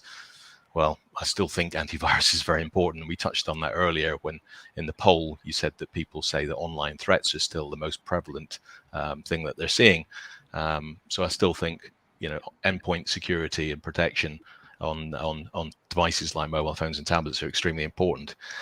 And educating about using stronger passwords. How do we get consumers to use stronger passwords on all their services instead of using the same passwords for all of the services, and therefore when they're in part of a data breach, not just one service becomes compromised, but all the other services as well. So yeah, I wouldn't say there's anything in particular, but I would say there's more education needed, and companies need to pay more attention to provide the right tools to employees working from home, to educate them about the threats and the risks. Yeah, that's about it, really. Yeah, no, thank you for that. I know the majority of you on this panel actually have security software out there and are actively, working in the space. So did anyone else come across any new threats as it related to work at home, or even, schooling from home, which also became prevalent last year? So I don't think there's new threats that are out there. I think just the surface is much more exposed, and the volume of that surface has been exposed. There's data on the home network that wasn't there before, and there's kind of this hopping between activities. It's as Paul was saying, you might be just clicking really quickly on a link, but you're suddenly doing something personal, and then your attention shifted to helping one of your kids out with their schoolwork, and then it's back to a Zoom call, and then it's back over to the next activity. And everything starts to blur together, and the data that's associated with that starts to cross across different machines, where it used to be you might come home, you might have had your laptop, and you might have opened it, and you might have VPN'd for a little bit in the evening. It wasn't always on, always connected, and tied into the rest of the devices in your network to expand that attack surface. Got it. Sounds like there's consensus on that. So wanting to move on a little bit, because it sounds like, so we're not at that point yet. There's also consensus that we're not at the point yet where our devices are secure, yet our data is showing that, there are some consumers out there who are very concerned about this. And then, the consumers are on a spectrum. Some are very nonchalant. But for those who are very concerned, what are the options for them? I'm assuming many will take matters into their own hands, or that's what we're thinking. So on that vein, is there an opportunity for that add-on home network service that consumers will actually acquire and pay for themselves? Yeah. Marcio, you want to go? Yeah. So I think, and I think Elizabeth mentioned this earlier, and I agree with her, and Ines mentioned it as well. People were reluctant to pay for a security product, okay? And if you look at even the success of antivirus, here in the US and other places, a lot of it's been driven by service providers actually including it as part of the service offering. There are places where people can charge a little bit more for it and they make a business out of it. But if you look at the US by and large, I think it's going to be very difficult. So go back to what Ines said. It's security's got to be a feature of the service, and you can monetize it. And companies are doing it. They're using tactics like making the more advanced service, the faster service, the one that comes with more bells and whistles, also the one that has the security. So essentially, the bundle costs more, and once you opt into that bundle, you wind up essentially paying for the security without having to pay for it. And then there are people using other techniques, like trying to get people to to sign on to longer term contracts for the service. And we're starting to see some of that happen a little bit in Europe and outside the US, where kind of 2 and 3 year contracts are a little bit more common than what we see here in the US. But there is an opportunity for carriers to monetize it. Can they sell it as a standalone feature? I think that's difficult. The few people who have been selling it as a standalone feature have not really, by and large, been successful. If you go outside the US, and you get a 20% attach rate on, a service that costs maybe 5-10 euros a month, that might make sense given the relative difference of ARPUs in Europe versus here in the US. But in the US, with the higher ARPUs we have, it becomes really, really difficult to make a case for having a separate bolt-on feature that a consumer pays for. Yeah. Got it. Well, I have a point on this. I mean, I think it depends on the proposition, right? If you're talking about holistic protection, I think consumers recognize protecting their laptops, for example, is a valuable thing to do, and probably are more willing to pay for security for it. I mean, actually, we've seen that during the pandemic, people's concerns about privacy and security have increased dramatically, which is the same as Parks research statistics have shown as well. And we've also seen from our own surveys that there is a high willingness to pay for a service, and we've even got customers paying between $10 and $15 a month. But the ones that don't want to charge, there's also other elements that we talked about earlier. One was brand, but also we see service providers, getting increased NPS because they're offering security as part of their proposition, or they get a lifetime value increase in the subscriptions they have with the customer because they're providing security as part of their proposition. So one is monetization, which we've seen is possible and achievable. And I think it's also about value-based communication. What is that proposition providing for the customer, and telling them, hey, this is what we've done for you this month or this week to protect you. I think if you educate them, provide the value-based communications, there is a willingness to pay, not by everyone, of course. And then from a service provider perspective, as I say, increasing their brand value, net promoter score, and lifetime value of the customers, I think they're all levers that certainly service providers use when offering security to their customers. Thanks. Sharon, you had some thoughts on that? Yeah, I definitely agree with Marcio that consumers do not tend to pay for security services. You can see it from the fact that the revenue from antivirus sales is a fraction for consumers versus enterprises. So I totally agree on that. The monetization will come from selling more of protected devices, as I said before, as well as, I also agree here with Marcio, bundling. So bundling with service, bundling with other services, warranty, that's the way to go. And we see that as well from conversation with our partners and customers.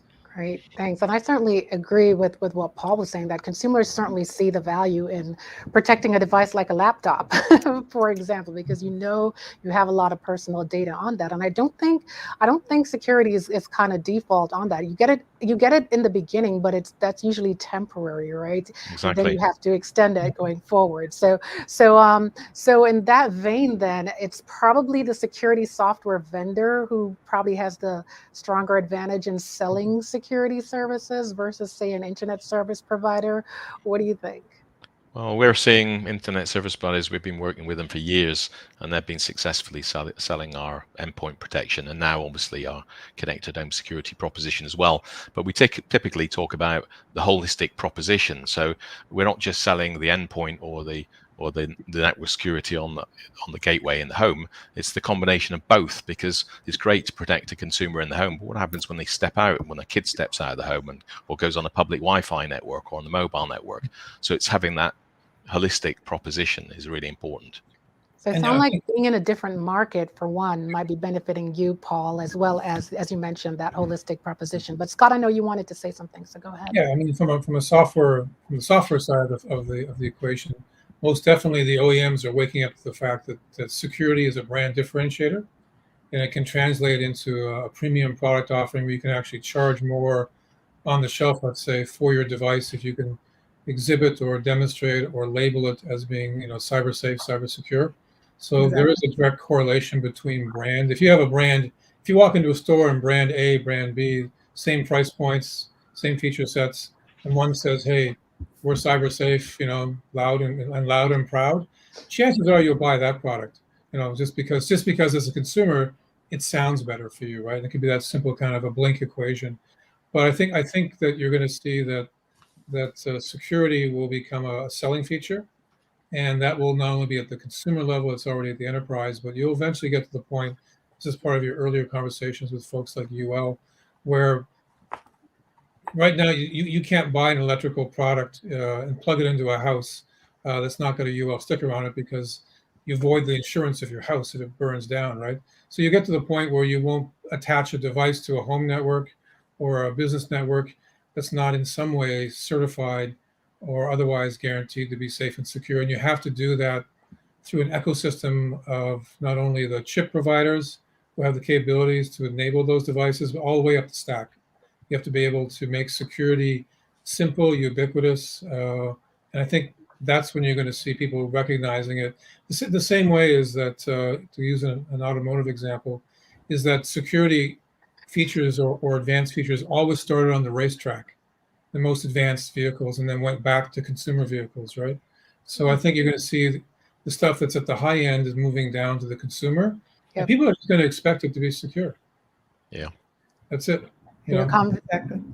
And your conversations about UL is a perfect segue, because I did want to ask about that. As we talk about, having security by default and needing better regulation on security, as well as just alleviating consumer concerns, those who are actually concerned about the security and privacy features and capabilities of their devices. What do we think will be the impact of these new cybersecurity certifications that are emerging? And certainly they're very new. I'm not sure if they're very well known yet at the consumer level, but what do you think will be the impact of consumers knowing that this certification is available and being able to know beforehand, how secure their products are? I think it's going to be very big, actually. Personally, I think it's going to be a driver for sure. Absolutely. Okay. I think you hit a perfect point, though, Scott. It's when price is the same that it becomes an easy decision factor. Yeah. When the prices are differentiated, depending on how much they're differentiated by, who the vendor is, and what I mean by vendor, who the point of sale is, and how much the consumer trusts that point of sale is going to depend on what they're willing to spend extra for that security. So there's a long way to go from an educational perspective to get people to think about this as something that matters to them. And I have to tell you, when somebody gets hit and that IoT device causes them a problem, it's the only thing they're going to think about for the next little while until something else happens to them and they forget about it, because consumers have short memories of these things. And it's a top-down, bottom up, top-down kind of scenario where you get pressure from the top and pressure from the bottom. I know there's regulation changes in Europe where directors of corporations are personally liable for breaches, especially in the data privacy area. Data privacy, yeah, exactly. Yes, if you want to have a sobering meeting, sit in a board meeting where the person's directly liable for a breach, and see how fast security goes up as a future. Unfortunately, we're still getting plenty of those data breaches because criminals never give up. No, but from a corporate due diligence or governance point of view, that's top down. Bottom up is that people are just going to expect it. I mean, it's going to be like, there are top brands that differentiate themselves already, and that's just going to become a competitive advantage. Exactly. And the market takes care of itself. I mean, if you have a competitor that's advertising my stuff's better than their stuff, you want to close that gap real quick. Exactly. So one example of that, Scott, and I agree with you 100%, is one of our customers is Canadian Tire, which, if you don't know, is one of the biggest brands in Canada. It's like the Home Depot of Canada. And they have their own brand called Noma. Noma IQ is their smart brand. And they decided to go with smart, simple, and secure as their tagline, and chose FireDome as the security provider to secure these devices as a strategic move, to differentiate, to sell more, since they really understand their consumer and understand this is a real selling feature. They are using Data Guard as protected by FireDome as a sticker on their devices themselves, and that's how they tell the consumer this is a protected device. This is why you should trust it. There's not much adoption for UL or IOXT at this point. Right. But hopefully the adoption will increase in time, because this will enable users to differentiate between brands that say we're secure and another brand say we're secure, even though they're not doing much or anything to be actually secure. So this will definitely give more power to consumers to differentiate and understand which device is better for them. Interesting. And one quick follow-up on that, because, you know, on one hand, we're kind of saying, you know, security should be default, consumers shouldn't even really have to pay for it additionally. But at the same time, I'm looking at these cybersecurity certification, the UL in particular, with different levels.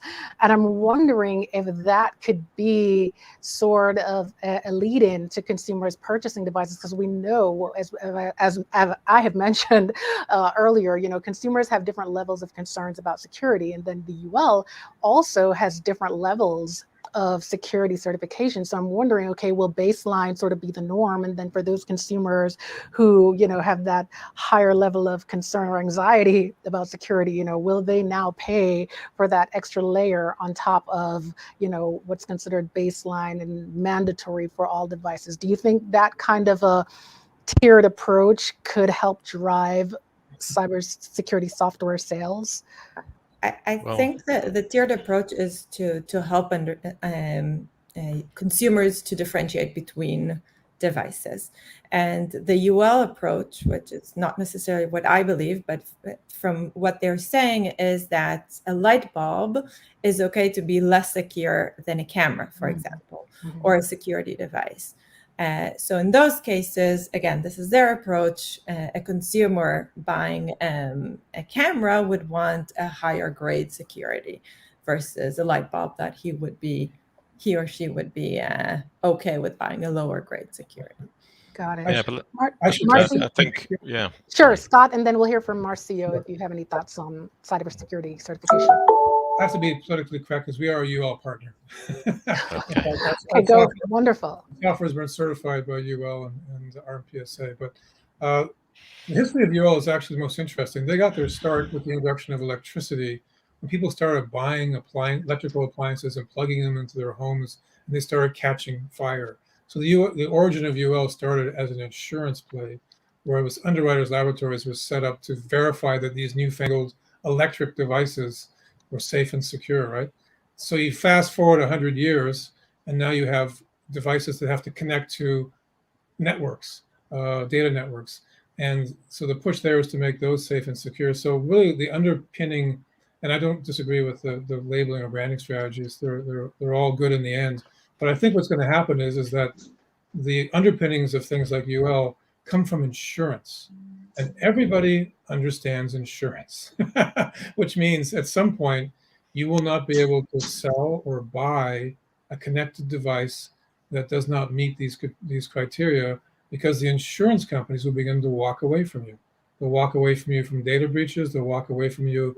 God forbid that your hack into a smart thermostat can trigger your heating system to burn your house down, whatever the liabilities, or hack a fleet of connected cars.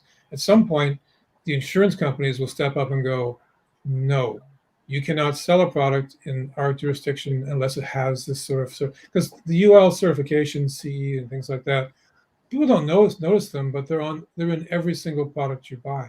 Everything that's electric has to have a UL or CE certification. And that's just, it's not because they're being nice corporate citizens, it's the law. And also insurance companies will walk away from anything that does not have that in it. So you're going to see whether we like it or not, a big sea change and all that stuff coming up next few years. Right. But for now, it's like kind of optional, right? It's definitely not at the stage where it's popular, to Sharon's point, or mandatory. But you're saying that, you know, as it increases in popularity, then it will start affecting other sectors such as insurance, and then it will sort of drive brands to comply. Interesting. Marcio, did you have any thoughts before we go to the audience? Just real quick. Look, I think the certification is useful and a necessary component of what I mentioned, we talked about earlier about raising the floor. Is it sufficient? Probably not. Will it help? I think so. The thing about, Scott mentioned kind of the market takes care of itself, I think was the quote. And what we're seeing is in some of the conversations we're having with global carriers, mostly our customers are mostly tier 1 carriers globally, is that there is an increasing awareness of the need for security. I think consumers are starting to struggle that, and I think some of the research you guys have done shows some of this as well. But it's not gotten to the point where they're demanding security, which is kind of what happened in the automotive industry, right? And we still got a ways to go for that. And I see any kind of initiative that helps educate consumers with regards to the benefits of having more secure devices as beneficial. Let's face it, educating consumers is an expensive proposition, and it's not the kind of thing that one single company can afford to do. It's going to be an effort across multiple segments of the industry. But we do need to get to the point where eventually the customer is demanding this thing. Until then, I think you look for the highest points of leverage. And to me, I still think the highest points of leverage in terms of improving the level of protection is in the networks, not necessarily, you know, it doesn't mean that there aren't other things you can do that help and are useful for you to do to devices. But if you look at a specifically consumer broadband perspective, and as you get into you know, enterprise IoT, global enterprise IoT, this kind of gets a lot more complicated question to answer. But in a consumer broadband scenario, if you can do something at the network level, whether it's the mobile network or the home network, to be able to protect the consumer's devices when they're connected to those networks, that really is going to have a tremendous impact on the security posture of an average user. So you're saying consumers don't yet think their devices are as dangerous as their cars? We're seeing the awareness go up. Yeah, we're seeing the awareness go up. I'm not sure it's gotten to the point where consumers are demanding this yet. And I think we'll get there. It's just, we're just not there yet. Got it. Now, Scott, I did want to go across to the audience question, but I think I might have accidentally cut you off earlier. Did you still have a point you want to say? Okay, perfect. I'll go across to the audience. So the first question that I have here is, what sort of security labeling should be required on IoT devices? And I think that question sort of came in before we started talking about UL and IXD and all of that security certification. So I would probably take one quick thought from maybe Jeff on that before going to the next one. I think one of the important things when it comes to consumers is it has to be something they can understand easily. If we say, you know, your UL and then there's a level, they're not going to know what that means. But think about shopping for an appliance today. You've got an Energy Star rating, and it compares this refrigerator against every other refrigerator and how much energy it uses. You have to do something that a consumer can easily understand. What am I getting? Where do I fit on that scale? And what's the norm? No, that's Simple, a very good easy, point. One place to view the information. Although that's exactly what UL is trying to do with the levels. So I think the inspiration came actually from Energy Star. So that's exactly what they're trying to do. Wonderful. It's sort of a key consideration as we go into leveraging certification more. So, all right, with that, I'll move to the next question, which is, what do you think will resonate with younger generations about data privacy? If a lot understand the exchange of data is going on with the device or service, are they educated at all about the vulnerabilities? So is asking you to give your perspectives on the younger generation and their level of concern about data privacy or their lack of concern. Go ahead. So I would say that from our research that the younger generation are very aware and concerned about privacy and how their data is being used, and even, you know, more savvy about the tools that they should use to protect their online identity, for example. So we see the highest usage of our identity protection products being, you know, the 30-something range people. I can't remember what gen that is. Apologies, but the 30-somethings, they're the guys that are using mainly our identity protection project and understand the risks of account takeover, and want to be protected and notified if they're involved in a data breach, for example. So Yeah, that's data points that we see, certainly. That's actually a very good point, because we've been seeing some data which shows that the 18 to 24s are significantly less concerned about data security and privacy than all the other age ranges that we study. So I was thinking they just, don't care. But to your point, Paul, they're probably just more savvy and feel like they have a better sense of what not to do, which is why they're less concerned. Excellent point. Let's go to the next question. Okay, again, the certification would answer this question. So it's, how do consumers know if their devices are secure or not? Is there any other way? Is there any way currently that consumers can know, or, are they really in the wild, wild west just buying a device what they like and, hope for the best? Well, we have a Marcio, customer. I feel like you had something. Yeah, we have a customer that their tagline is, if it's connected, it's protected. So I think that's a start, right?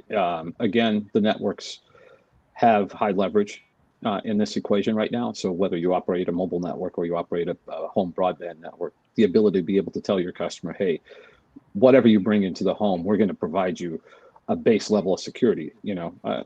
I mean, if you buy a Windows operating system today, it comes with Windows Defender. It didn't 10 years ago. Today, it comes with Windows Defender, right? So it's kind of the same kind of dynamic that you're going to see play out in the connectivity industry. Is your connectivity is going to have to be secured, and people are going to expect that the companies running those networks are the ones doing some of this. Yeah. It sounds like then that we're kind of just, at the will of whatever brands say. So if they say their products are secure, we go with that. And, if they're not saying anything, then that's when we have to be cautious. But it doesn't seem like currently, to the audience member who submitted that question's point, there might not be any way for the average consumer to know whether or not their product is secure. It's very hard to know, because most brands will say we're secure because they use SSL or because they use very basic security by design. So for the average user or average consumer, it's very hard to tell the difference until one of these IOXT or UL is prevalent there. It's hard. Though, again, we have our own sticker protected by FireDome. So at least devices that are protected by FireDome, consumers can see that sticker and know that is secure. Very good plug there. Any final thoughts before we wrap the panel on how to, is there any way for consumers to know? I think you're going to see, can't really talk about it now, but you're going to see some movements starting in 2022, 2023 that will go a long way to helping consumers understand at the packaging level of, especially in endpoint consumer devices, that these devices are secure. Wonderful. All right. Some interesting initiatives. All right. Thank you, Scott, for what will be the last comment of the panel. I definitely appreciated all the perspectives, a very, very good perspective, lots of things to consider. We certainly, appreciate you helping us to highlight the state of security and privacy in a connected home and some of the ways in which we can, have a more secure and protected connected home. All right, up next, please join us for our networking discussion in Zoom. Also, be sure to join us again tomorrow for our track on Europe and the smart home. Should be an interesting one there. All right, just to let you know as well that we have a brand new research on the multifamily market. We have surveyed both property managers and residents to understand their smart home preferences. So if you have any questions on any of that research or any other research for that matter, do contact Jason Paris and he will be happy to help you. If you have any questions about events or event sponsorship, do reach out to Ashton Gambrell. She, of course, will be happy to help you to, figure out what your options are there. And please do follow us on social media and check out our brand new podcast. Lots of good information on the smart home there and to get some better understanding of what's going on in the industry. Again, thank you again for joining us, and please hop on over to Zoom using the links provided in the live discussions tab, and let's finish the conversation over there. So again, thank you for joining us, and thank you for your participation as well. Have a good one. New research from Parks Associates reveals COVID-19 has significantly impacted consumer behavior and has heightened concerns for safety and security, with 64% of consumers reconsidering at least one lifestyle change as a result of the pandemic.